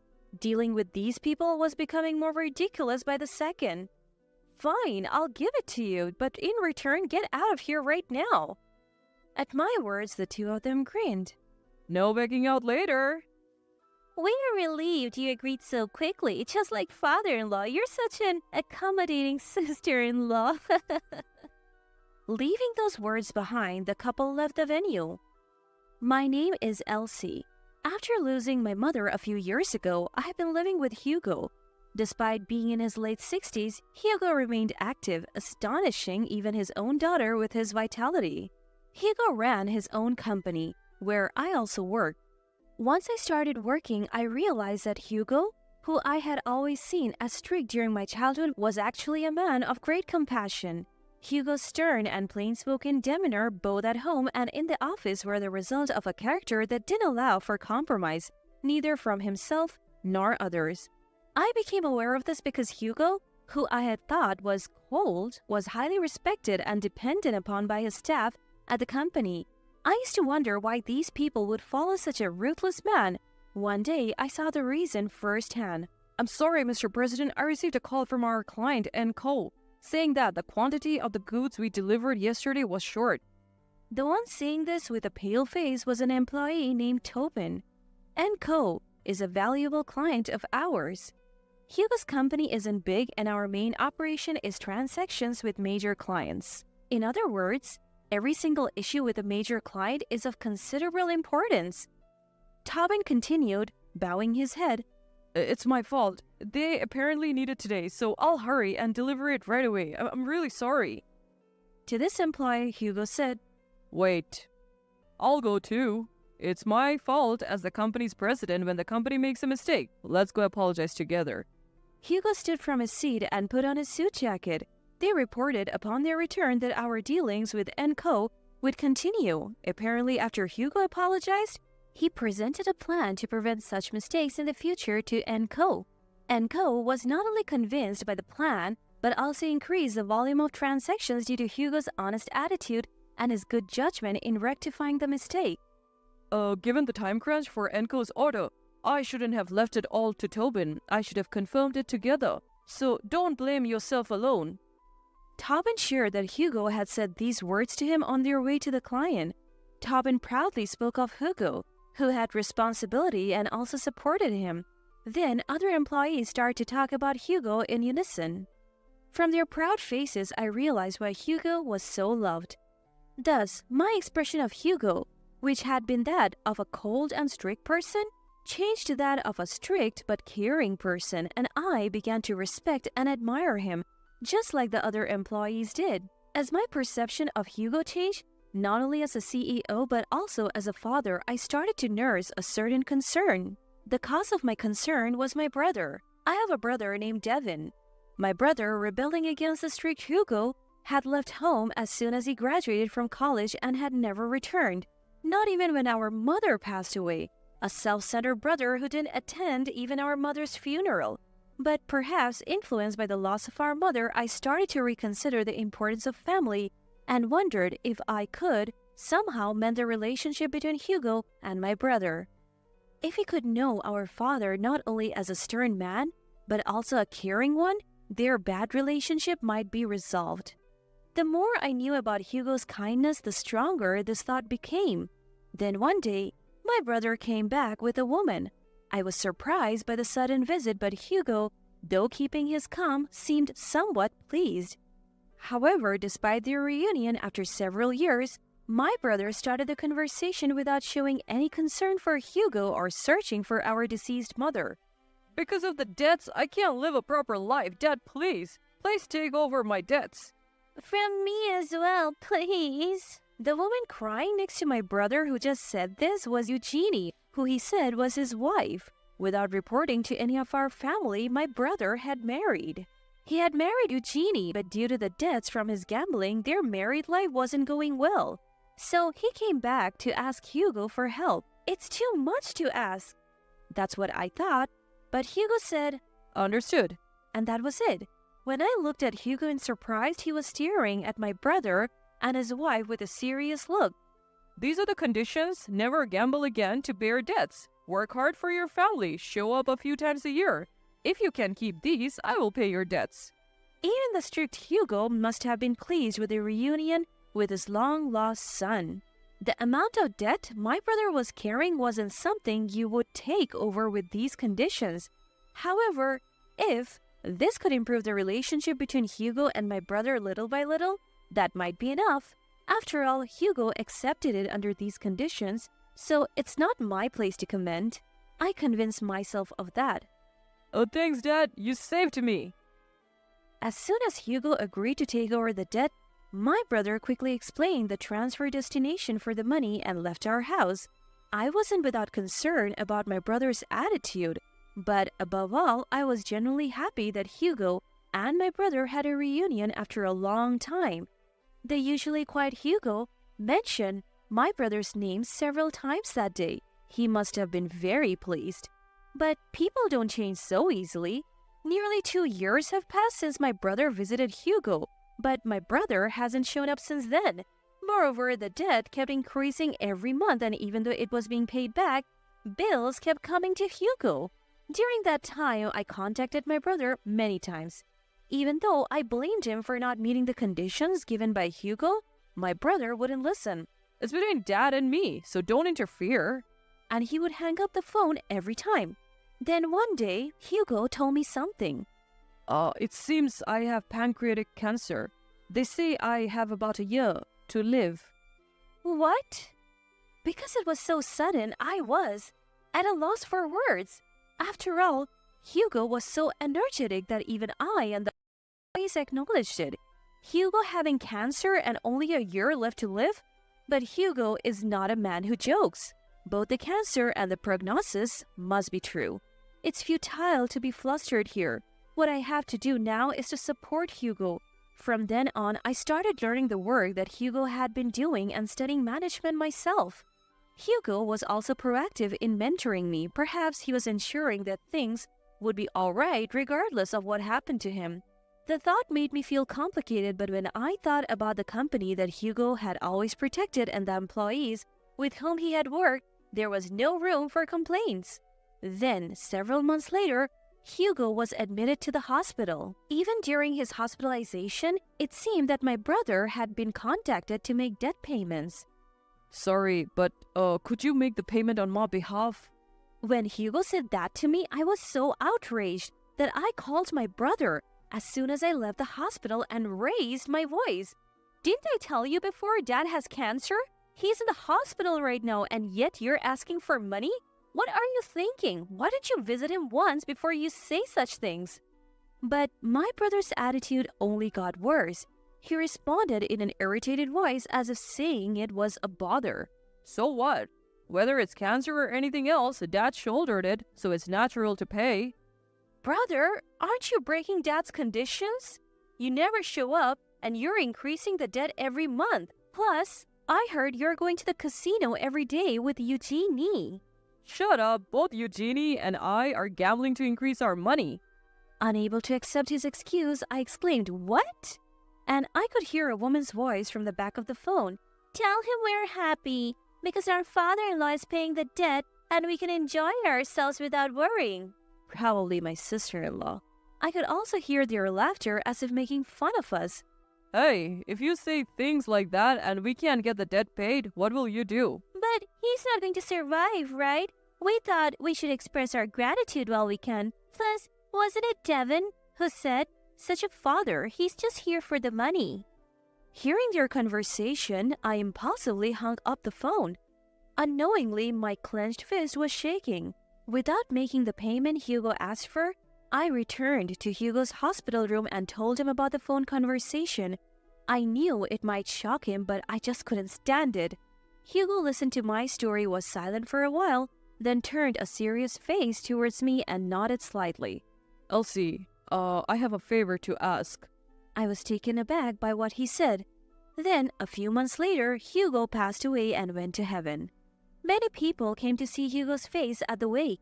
But at the funeral today, even more people are gathering. Uncle Godwin, who is Hugo's cousin, is joining me in greeting those who came to the funeral. I tried contacting my brother on the day Hugo passed away, but he didn't answer the phone and didn't respond to my emails. Uncle Godwin, thank you for everything. When I said that, Uncle Godwin made a modest smile. It's fine. Elsie, you must have been through a lot. Let me know if there's anything else I can help with. You have helped me more than enough. Thanks for being here, even though it was short notice. Just as Uncle Godwin and I were talking. Hey, Elsie, we're here.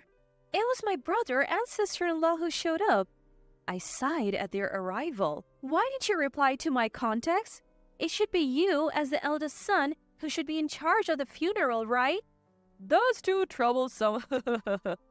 Besides, I have something to talk to you about. With that, my brother crossed his arms and stood arrogantly. My sister-in-law standing next to him had a smirk on her face. You just mentioned me as the eldest son, right? Yeah, so what?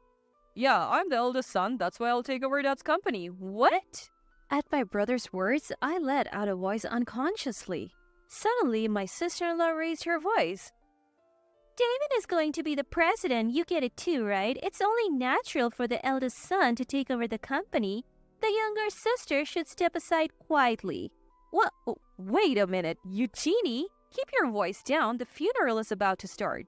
Well then, acknowledge that you'll pass the company to me quickly. Otherwise, we will make a mess of this funeral. They gave us a vile smile. I didn't know that they could be so uncivil. It felt like a taut string had been abruptly cut. It seemed ridiculous to even bother with these people anymore. Fine, I'll give it to you, my dear brother, but in return, get out of here right now. At my words, they grinned widely. Don't you dare go back on your word later. I'm relieved that it ended quicker than I thought, just like our father-in-law, such a convenient sister-in-law. With those words, the couple left the venue. A few days later, I received persistent contact from my brother. which led me to accompany the couple to the company. My brother, perhaps having bought new clothes, was dressed in a flashy suit, and my sister-in-law wore a ring adorned with large jewels and a gaudy necklace. As expected, my sister-in-law, flaunting her ring, struck up a conversation with me. I bought it because I'm becoming the president's wife. How is it? Isn't it lovely? With my emotions drained, I replied, "Indeed." Even with such a curt reply, my sister-in-law seemed satisfied and proud. However, her smug expression soon distorted. Upon reaching the company, my brother, ignoring me, clapped his hands loudly. I am the president from now on. Everyone, follow my orders. With that, my brother looked content, and my sister-in-law, standing beside him, wore a triumphant expression. Now, this $30 million revenue company is my husband's. I am the president's wife. I'm looking forward to our life from now on. With a scornful glance at me, my sister-in-law laughed loudly, flaunting her ring once more. But the very next moment, a wave of laughter erupted within the company. Hugo's subordinates, all the employees, began to burst into laughter. Unable to comprehend the situation, the couple, losing their earlier smug smiles, looked upset. What's so funny? I don't know. Did you say something weird? My brother answered, flustered, in response to my sister-in-law, who was yelling out of irritation. Seeing this, I couldn't help but laugh. Noticing me laughing, my sister-in-law shot a sharp glance at me and started yelling, You know something. What did you do? What's so funny? "Oh, it's just funny to see something that's not even yours being claimed so brazenly." What? Hearing my words, my sister-in-law screamed and my brother yelled. What do you mean? Indeed, the president of this company isn't my brother. From the time of the funeral, neither my brother nor I had any authority to take over Hugo's company. That's because Hugo's company had already been sold. When I found out that my brother and his wife only saw Hugo as a cash cow, Hugo made a request to me. That was to sell the company. I made a mistake raising Devin. While I'm alive, it's fine, but I don't want to cause trouble for you after I'm gone. Hugo, saying this, made up his mind to let go of the company for my sake. Of course, I opposed it, but Hugo's determination was unwavering. From then on, while still in the hospital, Hugo spent busy days talking with Uncle Godwin, who runs the company, about buying the company, discussing the future of the company with each employee. Thus, the company was safely handed over. All the employees were satisfied with the sale of the company, as Hugo explained it earnestly, and their conditions did not change. And a few weeks after Hugo passed away, the purchase agreement was signed and the company was already in the hands of Uncle Godwin. Despite this, my brother was saying things like, I'm the president and the company's my husband's. How could I not laugh at this? I'm sure not just me, but all the employees were holding back their laughter since the funeral. I summed this up and explained it to my brother and his wife. Upon learning that the company was already up for sale before either of us siblings decided to take it over, my brother and his wife turned pale. Oh, wait a minute. You told me you would hand over the company to me. What was all that about? That. I thought if I didn't say it, you would make a mess of Dad's funeral. So you're saying this company won't be ours? What should we do? We bought this ring and this necklace on credit again. What about that money? At my words, my sister-in-law began to yell in rage. My sister-in-law continued to blame my brother, saying, You have to do something. In his fluster, my brother seemed to realize something and a sleazy smile crept across his face again. That's right. Dad left an inheritance, didn't he? I'm the eldest son. Hand over all of Dad's inheritance. Upon hearing the word inheritance, my sister-in-law, who had been openly angry until a moment ago, changed her tone. That's right, inheritance. He was a CEO, so there should be a lot, right? Oh, good. We don't have to worry about our debts, and we can keep having fun. I dealt my sister-in-law, who was relieved and saying such things, a cruel blow. No inheritance is left for my brother. By father's will, he has been excluded from the heirs. Indeed, Hugo not only sold the company but also left a will with a lawyer present so that the inheritance would not go to my brother.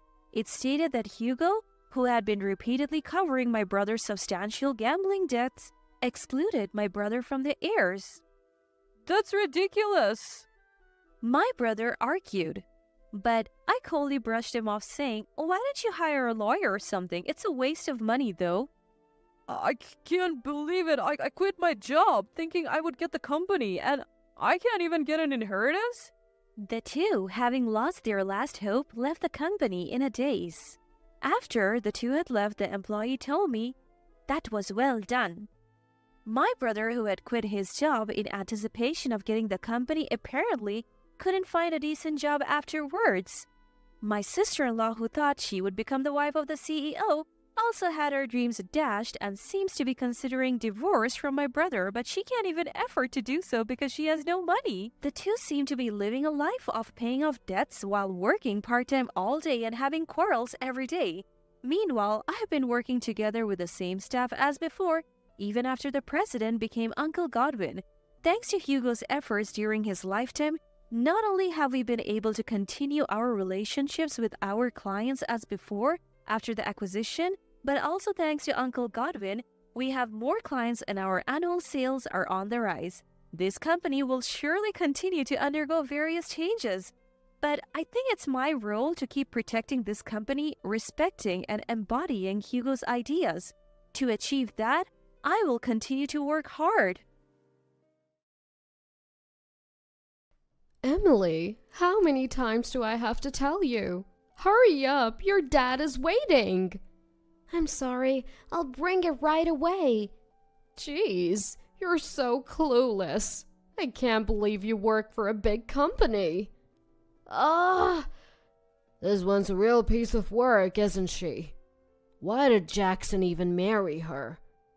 Well, she makes good money and she's easy on the eyes. Yeah, I guess she is pretty and has a good figure. I am Emily. I am 30 years old and have been married for 3 months. So I'm basically a newlywed. I live with my husband, Jackson's family. Living with in-laws is not so common these days, but my husband says it's natural because he's an only child. I don't know anyone among my friends who does this, so it doesn't feel natural to me. But I keep my mouth shut because speaking up only leads to yelling. I do work for a major company and make a decent salary. My husband works for a small to medium-sized business, so he doesn't make as much. I might even make close to 1.5 times his salary. He doesn't seem to mind depending on a woman's income. Before we got married, he said he'd take care of everything and that I didn't have to work if I didn't want to. But after we got married, I ended up being treated like a servant. Not just by my husband, but also by my mother-in-law and father-in-law. I can't stand any of them. My mother-in-law is the worst. She seems to take pleasure in making my life miserable. Every time she sees me, she scowls and starts complaining. Oh, you're going out? Yes, I have a meeting today, so I have to leave early. Putting on so much makeup. Is there someone you like at your workplace? No, there's no one. Don't lie. A woman who puts that much effort into her makeup must be interested in a man. Ugh, disgusting. That's not true. I'm just trying out a new eyeshadow I bought. Fine, just go already. I wasn't even wearing that much makeup. Just a subtle, office-friendly beige eyeshadow. Though it was a new brand I picked up on my way home yesterday. Even so, it's just a plain beige. No glitter or anything. But women tend to notice other women's makeup changes. I couldn't understand the need for snide comments as I headed to work. When I got home, everyone was waiting at Jackson's family house. Hey, Emily, bring me a drink, will ya? Sure. Where the hell are my appetizers? Here they are. What? What is this? Who can eat this crap? Oh, you don't like it? Nah, it's awful. Make it again. I don't need this. My husband tossed the appetizers I made into the sink, and he looked pleased with his petty grin. I felt an instant wave of sadness. Why do I have to endure this treatment every day? What on earth did I do to deserve this? Just then, my husband chimed in. You have some money, right? What? I've been thinking. I want to move into a new house. Right, Mom and Dad? Yes, I'd love a new house, his mother said. If you take out a 35-year mortgage for a new house, I'll treat you better. You'll move up from servant to housekeeper. No, to a roommate. Really? No, I was wrong all this time. Please forgive me. Just buy a house and I'll truly cherish you as my wife and never say anything terrible again. Are you serious? Yes, I'm serious. At that moment, I made a wrong judgment. I couldn't see through my husband's convincing act. Desperate to escape the demeaning treatment, I went along with it and took out a 35-year mortgage to buy a house. I thought it might mend my relationship with my husband. Maybe I'd get to understand him better and truly cherish him. With a glimmer of hope, I decided to buy a house. Finally, the new house was complete. Wow, this is nice. My room looks amazing. I can't believe we get to live in such a beautiful home. My study looks awesome too. But a tough situation was waiting for me. My husband became even more reckless with money and stopped contributing to the household expenses. He also started going out every night. I wondered if he was hitting the bars. I had always contributed more to our living expenses. It wasn't that my husband gave nothing. His contributions helped. Now, he's giving zero, not a cent. So, I had no choice but to work as hard as I could. My main job couldn't possibly cover the mortgage, so I started a side gig. My company allows side gigs, so I took on jobs I could do from home. I couldn't earn much due to my lack of skills. However, as I got the hang of it, my earnings increased, and I was glued to my computer late every night. Gradually, this took a toll on my body. Before I knew it, I was exhausted and even developed a fever. I'm hot. I feel dizzy. After a meeting at work, I tried to stand up, but collapsed. That's when I was rushed to the hospital. When I regained consciousness, I was lying in a hospital bed. Where am I? Oh, right, I collapsed. What should I do? I still have pending tasks. I checked my phone and saw messages on WhatsApp from colleagues and superiors telling me to take it easy. I felt blessed to have such caring colleagues. As I was looking at my phone, the door burst open. It was my mother-in-law. Mother-in-law! She rustled through her bag and pulled out some papers. Here it comes again. I assumed it was about divorcing my husband. Sign this paper! I couldn't see well without my glasses, but I managed to scribble my signature. So we both had our personal seals with us, and we used them to finalize the documents. The reason I wasn't wearing my glasses? I broke them when I collapsed at work. So yeah, my handwriting probably looked atrocious. It wasn't illegible or anything, but without my glasses, that's the best I could do. Now I can give you $5 million. What?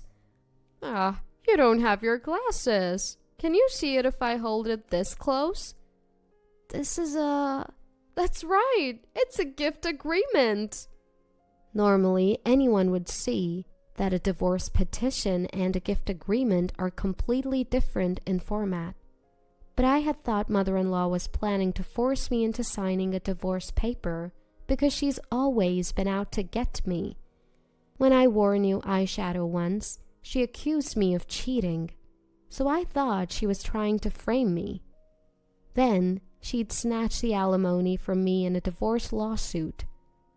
But that wasn't it at all. As I stood there completely baffled, mother-in-law began to cry quietly. I'm so sorry, Emily.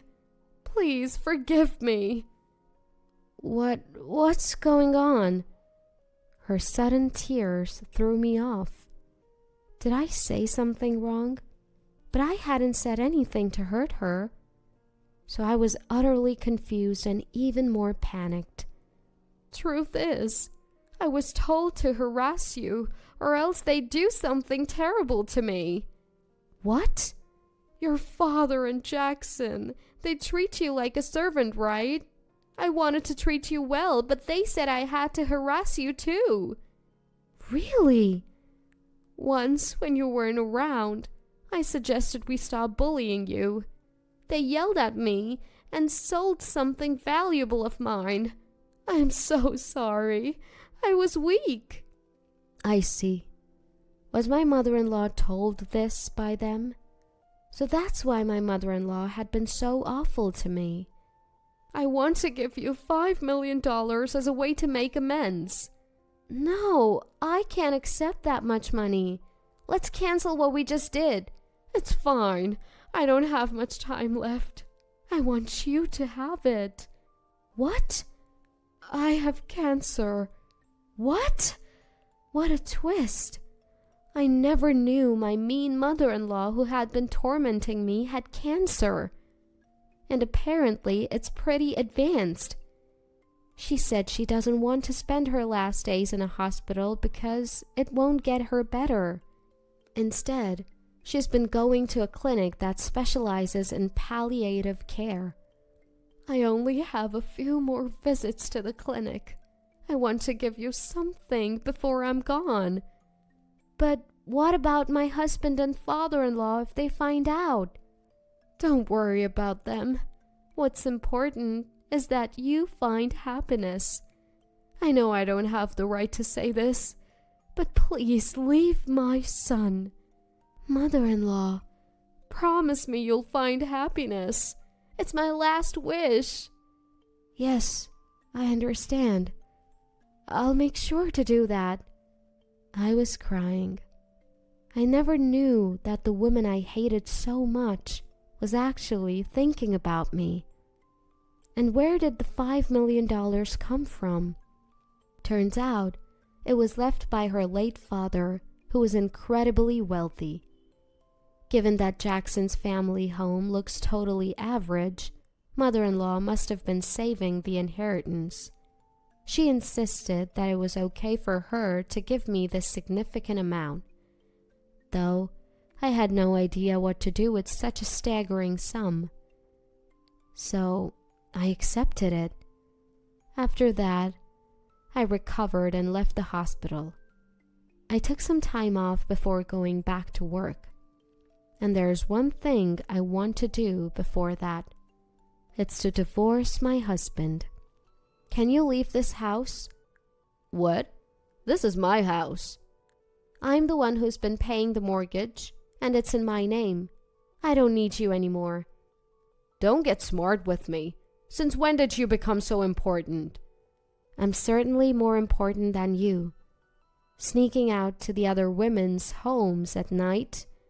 What? I noticed unfamiliar makeup or something on your shirt. I hired a detective because I suspected you were cheating. What did you just say? See this picture? All lovey-dovey on a date? Gross. So physically close. That's, I have plenty more evidence. Want to see? This is truly revolting. What is this? Disgusting. My husband looked pale as a ghost. He must have thought he'd never get caught cheating. At first I thought maybe he was at a pub. After all, he enjoys drinking outside. Turns out, he was spending time at a younger woman's house, and they were, well, involved. I was disgusted. Why had I let this terrible man boss me around all this time? If I had been stronger, I could have stood up to him. But the old me was isolated at Jackson's family home. So, I had no allies and couldn't say a word. I was scared, and it's embarrassing to admit. But now it's different. I have my powerful mother-in-law by my side. Really? What a repulsive son I have. I can't believe he's my child. Mom, what are you talking about? I'm done listening to you two. Right, Emily? Yes. How dare you betray me? Mom, are you okay with this? Are you threatening me? I'll report you to the police if you use dangerous words. Don't get out of your place, woman. Men are superior to women. Know your place. Enough! You shut up too, you cheater! What? You were cheating too, right? Like father, like son. What a disgrace. Give me back my life. No. Unbelievably, my father-in-law had been cheating too. I was unaware of this and utterly shocked. What a bunch of creeps.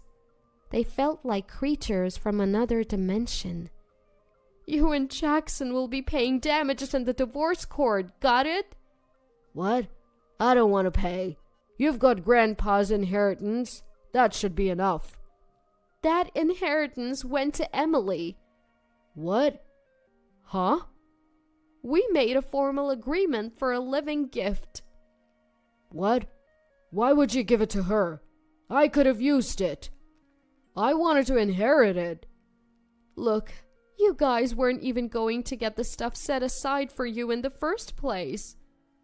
What? Truth is, I have terminal cancer. I'll be gone soon.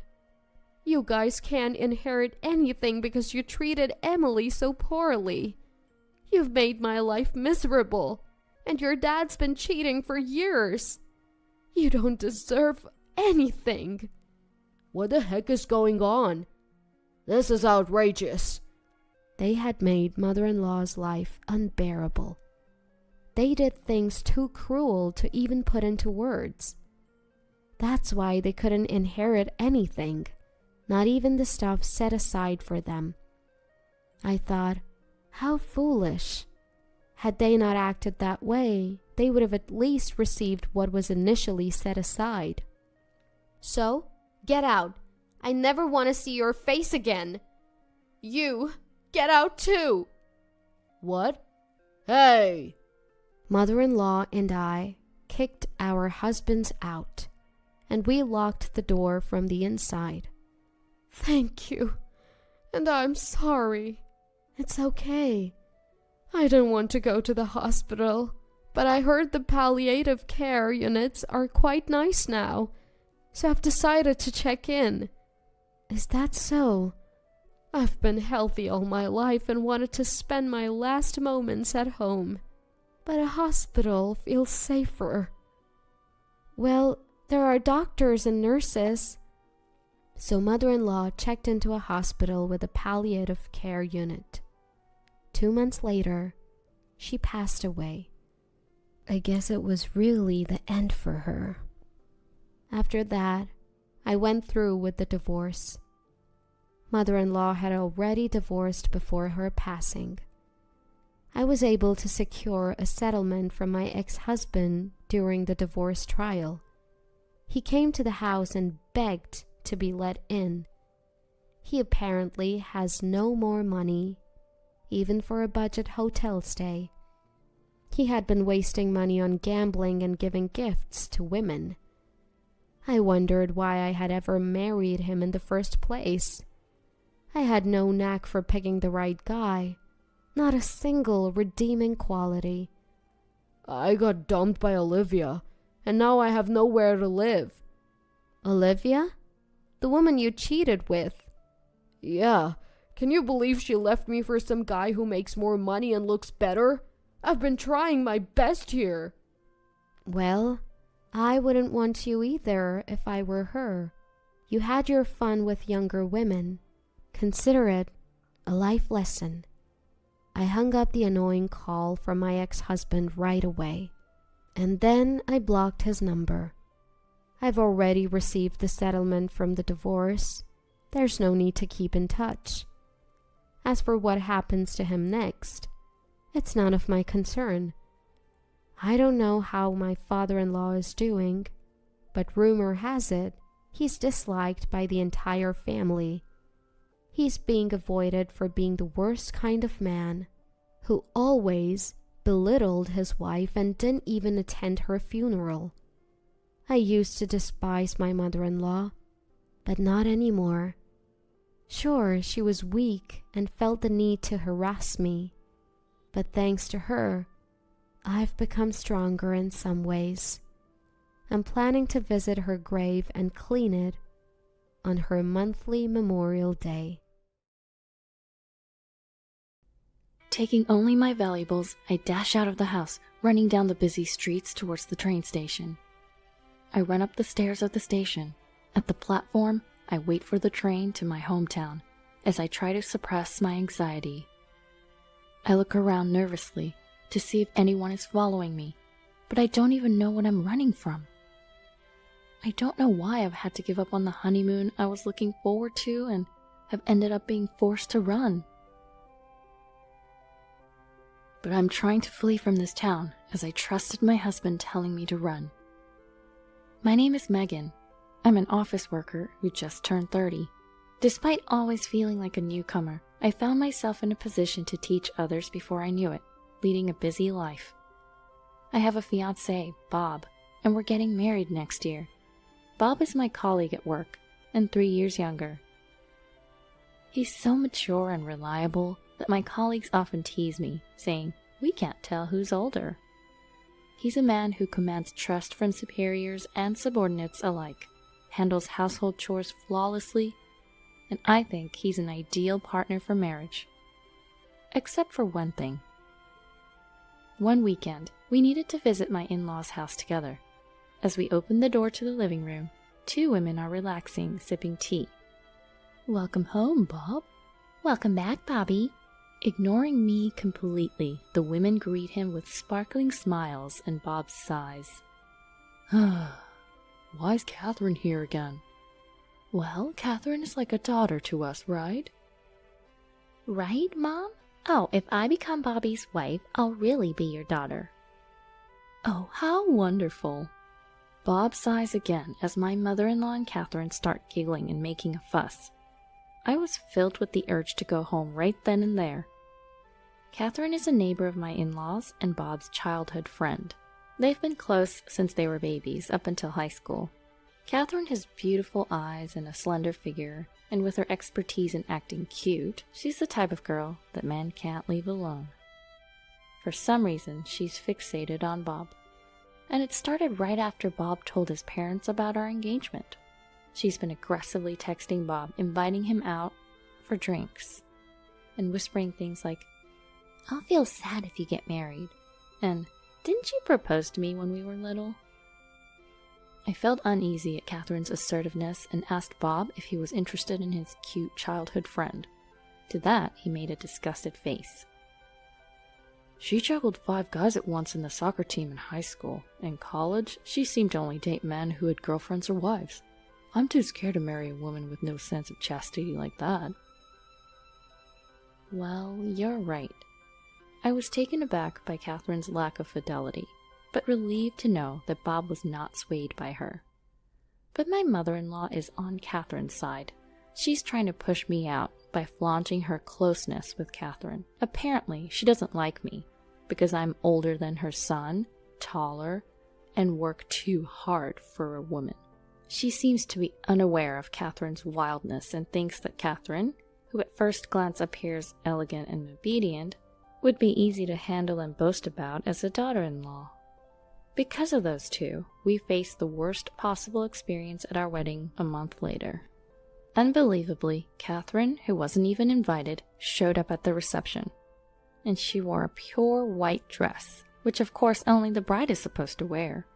Of course, it wasn't as lavish as a bridal gown, but the fact that it was white didn't change. And she was the center of attention in the venue in many ways. What was even scarier was that during the reception, she had the audacity to sit at the family table where my mother-in-law was. During our slideshow, and even during our friends' speeches, I couldn't help but be bothered by her chatting it up with my mother-in-law. When they approached our table at one point, my husband argued with them, as he tried to hold back his anger. "Catherine, you weren't invited, and you're wearing a white dress. And sitting at the family table, what the heck are you thinking? What are you doing, Mom?" "But it's my childhood friend's wedding. I can't not celebrate it, and white matches my skin the best."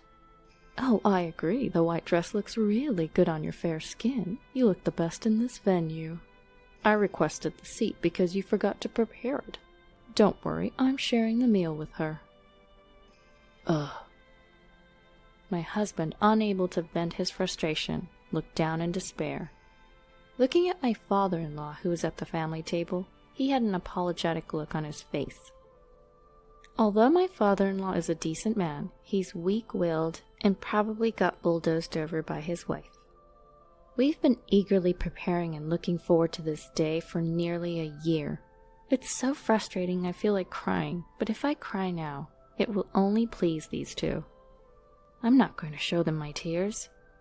When I raised my face and smiled at Catherine, I saw the corners of her eyes twitch. "Coming to celebrate even though you weren't invited? Catherine, you're really thoughtful of your friends, aren't you?" "Huh?" Catherine grimaced. "And it's so nice of you to share half your meal. Please do share half of your favorite filet mignon as well." "Oh." My mother-in-law's eyes wandered. "Oh, it's almost time for me to change outfits, so please step back. I'm sorry I'm so busy. I mean, I am the main event after all." With that said, and showing a calm smile, the attendant who was with me said, "Can we please let other people take pictures with the newlyweds, please?" and kindly moved them out of our way. I was grateful for her excellent work. Catherine glared at me for a moment with demonic eyes, but then immediately plastered on a cutesy, idol-like smile and left. I'm sorry I'm not the weak woman who would cry and wail. Thanks to the excellent attendant and the staff, the reception turned out all right. I was exhausted, but aside from those two, I received heartfelt blessings from everyone else and was able to fully appreciate the happiness. We didn't start living together right after our marriage. Since job transfers are announced at the end of the fiscal year, we thought it would be safer to find a new home afterwards. So, for our honeymoon trip planned 2 weeks after the wedding, we each planned to leave from our own homes and meet up at the airport. Once we start living together, there'll be fewer chances for rendezvous, so I thought it'd be fun to do something that feels like we're still dating. The destination for our honeymoon is Italy. My mind was filled with the allure of Italy, especially it being my first overseas trip. I was thrilled and excited each day leading up to it. However, my excitement was about to be ruined by the two. On the day of the honeymoon, while I was nervously opening and closing the suitcase, checking that I hadn't forgotten anything, I got a call from my husband. "Hey, what's up? We're meeting up at 1 p.m., right?" "I'm sorry." "Huh?" Contrary to my easygoing self, my husband screams in a desperate voice, "We have to cancel the honeymoon. Please don't come to the meetup spot." "What?" "Listen, don't leave the apartment. No, actually, leave right now and go back to your parents' home, please." Wait a minute, what's going on?" "I'm sorry, I'll explain later. Just leave right now." Stunned, I stare at the phone after being abruptly disconnected. I have no idea what's going on, but my good mood has suddenly gone down the drain after hearing my husband being frantic. Could he possibly be involved in some sort of crime? The mere thought sends chills down my spine. With my legs about to buckle from all the anxiety, I force myself to move and decide to return to my parents' home as per my husband's instructions. Naturally, my parents are in a panic. Their daughter, who was supposed to be going on her honeymoon, has come home with a pale face. Seeing the disgraceful behavior of my mother-in-law at our wedding, they were even more worried. Even if I wanted to explain the situation, I too was at a loss because I didn't know why I was there. Then I got a call from an unknown number. I sensed something was not right. It was the police. Fearing that I was indeed involved in a crime, I pressed the answer button with bated breath. The police officer, with a much softer voice than I expected, explained why he had called. We got a call about a couple of women screaming and banging on your apartment door. They seemed quite agitated, so we took them into custody. The older woman claims to be your mother. What? Wait, me? Because I had put the call on speakerphone, my mother, who was listening next to me, let out a bewildered shout. Even the police officer on the other end, hearing my mother's voice, seemed taken aback with a surprised, "Huh?" I was dumbfounded for a moment, but I soon realized who the older woman was. It was my mother-in-law, and I assume Catherine is with her too. I don't know why they came to my house on the day of our honeymoon, but I'm sure they're the reason my husband was panicking. Our flight was now hours ago. Because of these people, our honeymoon is gone. No Venice, no pizza, no pasta, no tiramisu, no maritozzo, all of which I was looking forward to. This is awful, just awful. I'm never forgiving them. My mother is sitting right next to me. Those people are complete strangers, I stated firmly to the police officer. Hold on, Megan, it's me. I could hear my mother-in-law screaming from the other end of the phone, but the officer must have sensed something as he smoothly ended the call with, "Thank you for your cooperation." I suspect that my mother-in-law and the others came to my apartment with the intention of causing me harm. How crazy is it that they would claim to be my mother when they're in trouble? Several hours passed. My husband showed up at my parents' house late into the night. As I suspected, the ones who were held by the police were my mother-in-law and Catherine. Somehow, they found out that we were meeting at the airport, and they had planned to stop me from going to Italy. Then Catherine planned to run up to my husband, waiting at the airport, and lie to him, saying, "Your wife has run off with another man," planning to comfort my distraught husband, and maybe even take my place on our honeymoon and deepen their relationship. I wonder if they really thought they could easily take my place right before departure. It's not like this lie wouldn't be exposed when we returned from our honeymoon. What short-sighted thinking, I thought. But their dreadful plan didn't end there. After stopping me, they intended to take me to a man my mother-in-law had chosen. To my mother-in-law's 50-year-old unemployed brother. For that purpose, they had Catherine's cousins waiting in a car, which gave me chills. If this plan went through with my mother-in-law's brother and me, and my husband and Catherine, my mother-in-law thought we probably wouldn't be able to stay as a couple. It was a terrifying plan. How my husband found out about this terrifying plan was thanks to my father-in-law. He happened to hear my mother-in-law and the others making plans and secretly contacted my husband. My husband was planning to do a little work before heading to the airport, so when my father-in-law called, he was still at work. He immediately called me in a panic. By the time he delegated his work to a colleague and arrived at my apartment, my mother-in-law and the others had apparently already been taken away. After that, he went to the police with my father-in-law, sorted out various things, and finally managed to get here. My husband apologized profusely for the actions of my mother-in-law and the others, and for our cancelled honeymoon. He did everything he possibly could, and seeing how worn out he had become in just one day, I couldn't bring myself to blame him. But I will never forgive my mother-in-law and Catherine. I will never forgive them no matter what. From that day on, I switched from defense to offense. First, I claimed for the cost of repairs to my apartment door that they had destroyed, various fees to the management company, and the cancellation fees for the honeymoon. Apparently, they were enraged, thinking I was playing hooky, and kicked the door, and even hit it with a nearby fire extinguisher. The door was a new high-end one that I had just replaced, so the repair cost was high. I also had splurged on the honeymoon, so everything in total came close to $20,000. Of course, they resisted. No, I'm not the one to blame. It's Bob who won't admit he loves me. All I wanted was your happiness, Bob. Huh, I get it. Bob, you really are kind. If you're not willing to pay, we're going to court. Court? If we go to court, we'll also pursue the fact that you tried to kidnap my wife. The costs and the amount claimed are likely to increase. At the mention of the word court, the mother-in-law began to tremble, and Catherine began to sob. But Bob, you forgive me, right? I'm your precious girl, aren't I? I'll never forgive you. Eek! Catherine let out a small shriek at the cold glare of my husband. But I love you so much, it's cruel. You do love me too, don't you, Bob? There's no way I could love a woman who casually dates 5 guys at once or goes out with a married man. What? 5 guys? The mother-in-law looks at Catherine in shock. I also back up my husband. You say you love Bob, but you only started saying that after he and I got engaged, right? Even if you're not interested in a man, you suddenly want him when he's someone else's. You. The mother-in-law glares at Catherine. She must have hit a nerve. Catherine's eyes dart around in panic. Then she points at my mother-in-law and shouts, You're the main culprit. She tried to use me because she didn't like her daughter-in-law. Oh my, you're trying to pin the blame on me?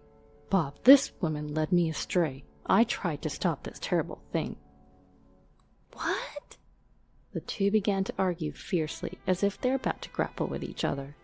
The two of them, who had been so friendly, have suddenly broke up. What a fragile friendship. In the end, Catherine's parents and the father-in-law intervened, and it was decided to split the claim amount exactly in half. Catherine's parents, who had not noticed their daughter's disgraceful behavior at all, were very apologetic. We brought in a lawyer and filed a restraining order for Catherine and the mother-in-law. Of course, the mother-in-law refused in tears, but their plan was so malicious, even though it was foiled. Neither I nor my husband intended to forgive them. 3 years later, we were living peacefully with our newborn child when a man visited our home.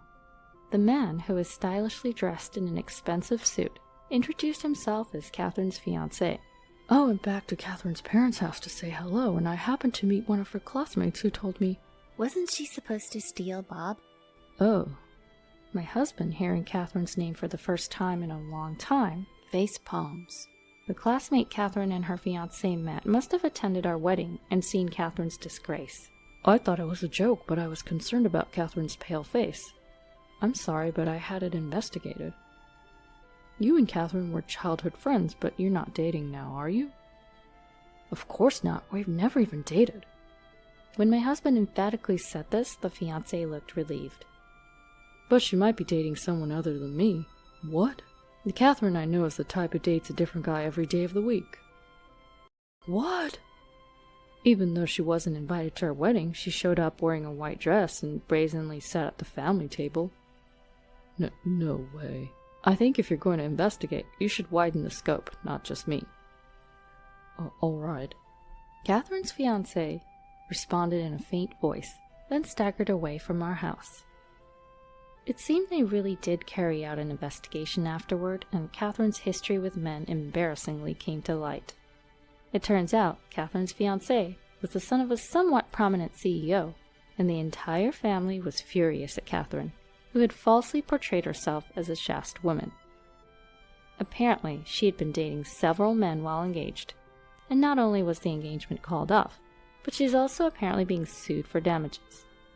If she hadn't let her desire to steal someone else's man get in the way of our wedding, she might have made it to a life of luxury without anyone finding out.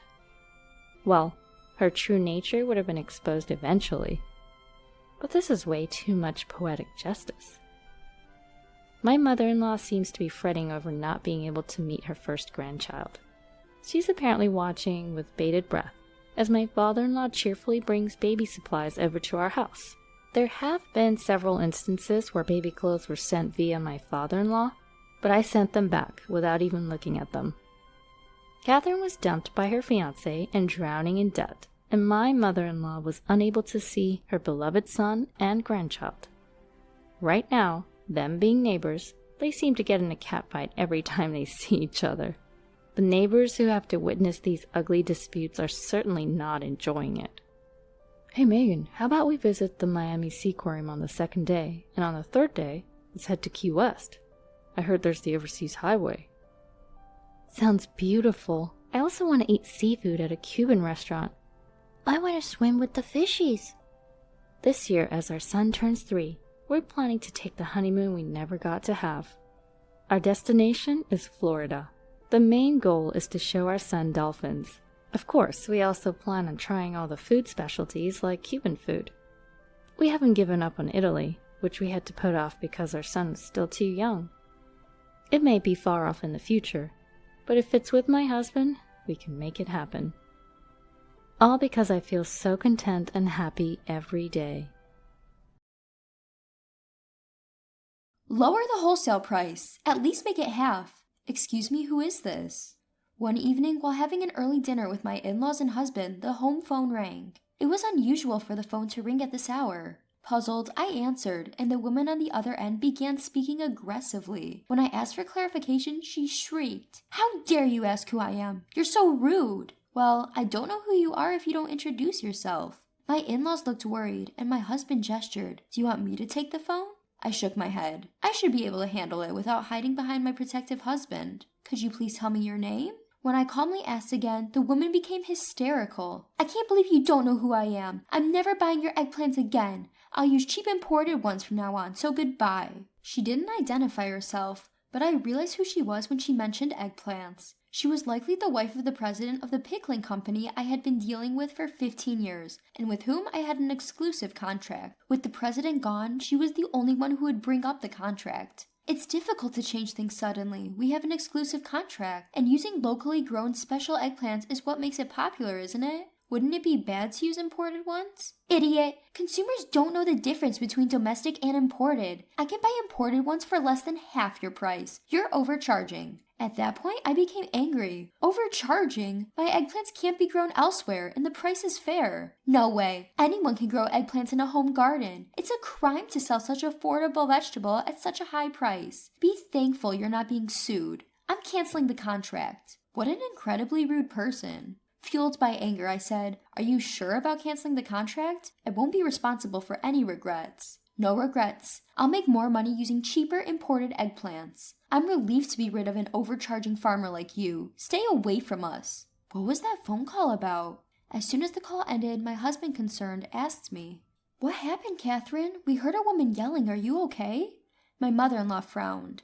I began explaining to my family. "I'm Catherine, 49 years old. I am a full-time eggplant farmer for pickles. I've been married to my husband, the eldest son of a rice farming family, for over 20 years. Our daughter lives alone in the city as a college student, and our son just got a job in the city after graduating from college. My son told me, I'll come back when I find a bride, but I don't rely on that too much. My energetic in-laws and husband, who are approaching 80, are growing rice in their family home, while I and some part-timers are growing eggplants for pickling. The start of eggplant production was 15 years ago. In my hometown, small pickling eggplants have been famous since ancient times. However, these eggplants, while incredibly delicious, were known to be difficult to cultivate. They were weak against diseases and pests and would wither quickly. When I started selling them in small quantities at local direct sales outlets, I was approached by a local pickle company to enter into an exclusive contract. Due to the difficulty of cultivation, the exclusive contract offered a considerably higher price than selling regular eggplants in the market.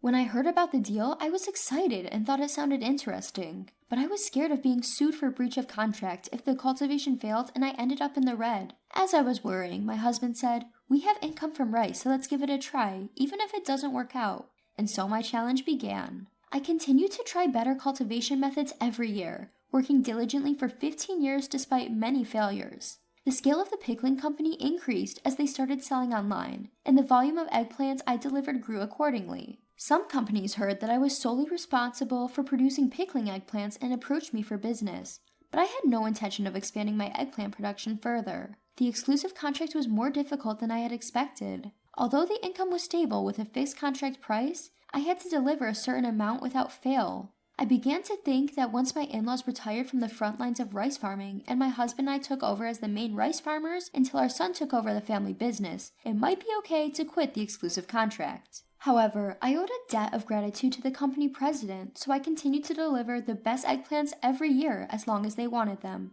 But last month, the situation changed drastically. At the beginning of last month, the company president collapsed at the factory and never returned. The president passed away last month, right? Hasn't it been 49 days yet? My mother-in-law murmurs. It was so sudden, poor thing. My mother-in-law sympathizes with the president, making a pained face. It's a relief that there's a successor, but he won't be able to return for a while, right?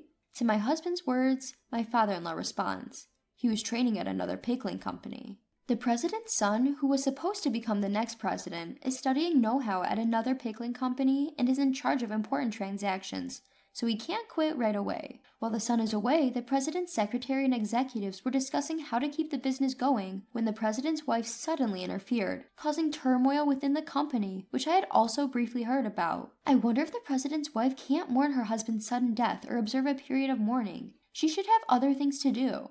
Everyone nods in agreement with my mother-in-law's grumbling. Anyway, I'll check the situation. I'd be in trouble if the contract was unilaterally terminated. I called the president's secretary the next day. Did you get a call too, Catherine? I'm so sorry. You seem very tired. Are you okay? The president's secretary, who usually had a lively atmosphere, had a quite downcast voice.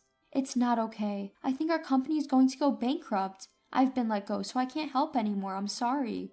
What? What do you mean you're being let go? When I asked in surprise, I was told that the president's wife was the cause. The president's wife, without understanding the basics of management, made unreasonable demands on various business partners and repeatedly harassed the employees. Originally, the president's wife was selfish and had a tough personality. The president knew about her personality and never let her be involved in the business. Now that the president is gone, the company is in chaos. The ideal company for the president's wife is one where she only makes money. She only thinks about how to use business partners and employees as cheaply as possible. There's no way a company can run like that. The president's secretary complained and continued. You should give up on them, Catherine. With your eggplants, you'll find new business partners in no time. But we have an exclusive contract, and I was planning to deliver properly at least this year, for the late president's sake. When I added that last part, the president's secretary sighed. I never thought the president would pass away so suddenly. It's really terrible now because of the president's wife. Longtime employees and part-timers are being forced to quit. Older people can't work as much as young people, and regular employees cost money. She's trying to hire only cheap foreign workers. Our pickles taste is our selling point, so there's nothing more valuable than experienced employees. Talent is treasure. Even though there's an exclusive contract, she doesn't understand common sense. It's best to get away. That's how far it went. I was horrified. After the call, I immediately consulted with my husband. Maybe it's time to cut ties, but there's the contract. My husband muttered with a troubled face. Yes, we've exchanged official documents. A few days later, we officially received documents stating that the pickle company was breaking the contract. What is this? Even to an amateur, this looks like nonsense, doesn't it? I thought the secretary was a decent person. The documents were so sloppy that we couldn't help but let out these words. Seeing that, both my husband and I made up our minds. We're not at fault, and luckily, it's before planting season, so it might be a good time to quit. My husband's words made me lean towards quitting, but I was worried about the reduced income over the summer, the part-timers, and various other things. We had struggled and experimented until now, and things were finally going well. I didn't find it amusing to be suddenly forced to quit for such an unreasonable reason. My husband nodded at my words. Let's think about income and the future later. I can't forgive the way she treated you, Catherine. It's their loss. They can't have cheap, low-quality imports bought just because they're cheap and the highest quality products made by us farmers with pride lumped together. That's true. So, my husband and I decided to stop the exclusive contract from this year and not deliver eggplants even if they begged. Then summer came. After I quit the exclusive contract, several pickle companies immediately offered contracts, and my husband and I carefully considered and contracted the best conditions, increasing our income by about 20%. We found a new shipment destinations for the eggplants, and as we worked busily every day, I almost forgot about the rude president's wife. One day, my mother-in-law came to my workplace with an eggplant pickle. Catherine, this is awful, look. It says locally produced, but that's not true, right? My mother-in-law brought this year's eggplant pickles from the pickle company. They said they'd use imported ones, but it says locally produced here. I was surprised when I looked at the package. Let's try it anyway? Upon my mother-in-law's suggestion, my father-in-law, husband, and the part-timers gathered to taste it, and the flavor was completely different than before. There's no way this is locally produced. First of all, it's not bite-sized. They're using large eggplants and pickling them. They're treating consumers like fools. My mother-in-law asserted with a stern face. The taste is strange too. It doesn't feel like it's just gone bad, it's like it's gone rotten. The part-timer also made a harsh comment. Could it be that the president's wife is lying about the imported products being local? But honestly, I thought she might do something like that. A few days later, during dinner, the phone rang again. Hey, can you pretend you sold me your eggplants? The voice didn't introduce herself, but I remembered it. It was the president's wife. I don't remember selling you eggplants, and you're asking me to lie? Yes, if you say so, it'll save our company. Weren't you supposed to never contact me again? That was true, but things have changed. You want money too, right? I'll give you some. It's just a small favor. Her high-handed tone trying to involve me in her crime was unbelievable. No thank you. I refused and hung up, then told my husband and in-laws what had happened. Everyone grinned. My husband in particular seemed pleased. She must have regretted it right away. There's no way your eggplants and those inferior imported ones are the same.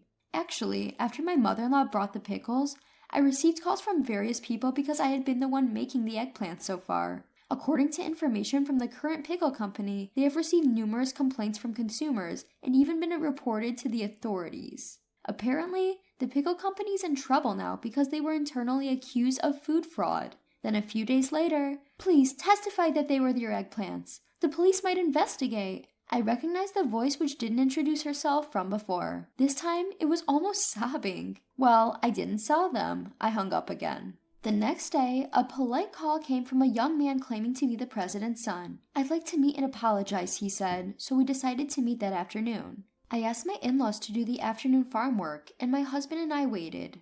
A young man, another young man, and a flashy older woman arrived. One was the president's son, the other his current secretary, and the woman was the president's wife. The two men were very polite, but the president's wife had a sullen attitude. Skipping greetings, the son forced the president's wife to bow her head, and they both prostrated themselves. Rubbing their heads on the floor, they apologized. Although I know the situation, is there any way you could supply eggplants again?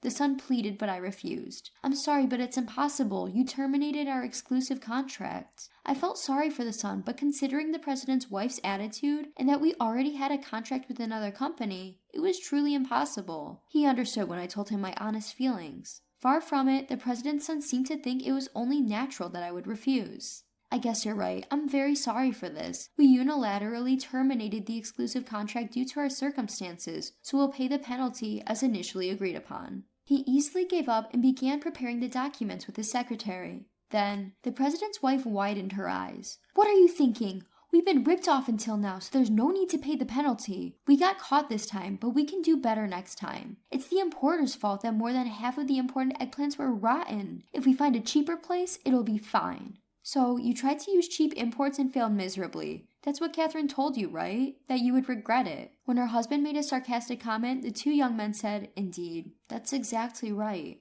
They hung their heads. I was concerned about the president's wife's words and asked her again, "By the way you're talking, are you planning to continue labeling the products as locally produced even if you can't get my eggplants?" "Of course! It's more profitable and everyone is doing it." The president's wife showed no remorse and started yelling at me. My husband and I were both taken aback. That's when the president's son lost his temper. "Mom, just be quiet. I only brought you here today to apologize, but I'm fed up with you." Upon being scolded by her son, the president's wife was flustered. "I was just trying to make money." "You only think about making money for yourself. That's not how a company should operate." "But isn't it a company for making money?" I was irritated by the clueless president's wife. Although on a different scale, I also employ part-time workers. It's not right to think that it's okay to lie as long as you make a profit. I believe that a fair relationship, where both employees and contracted farmers like us can make legitimate profits, is the right one. It's wrong for only one side to profit. At my words, the son, the young secretary, and my husband all nodded. "You're right, Mom. Who doesn't understand that is finished as a person at the company. I'll cut ties with her. However, she needs to take responsibility for ruining Dad's company." Upon hearing her son's declaration of disownment, the president's wife seemed to be affected for the first time.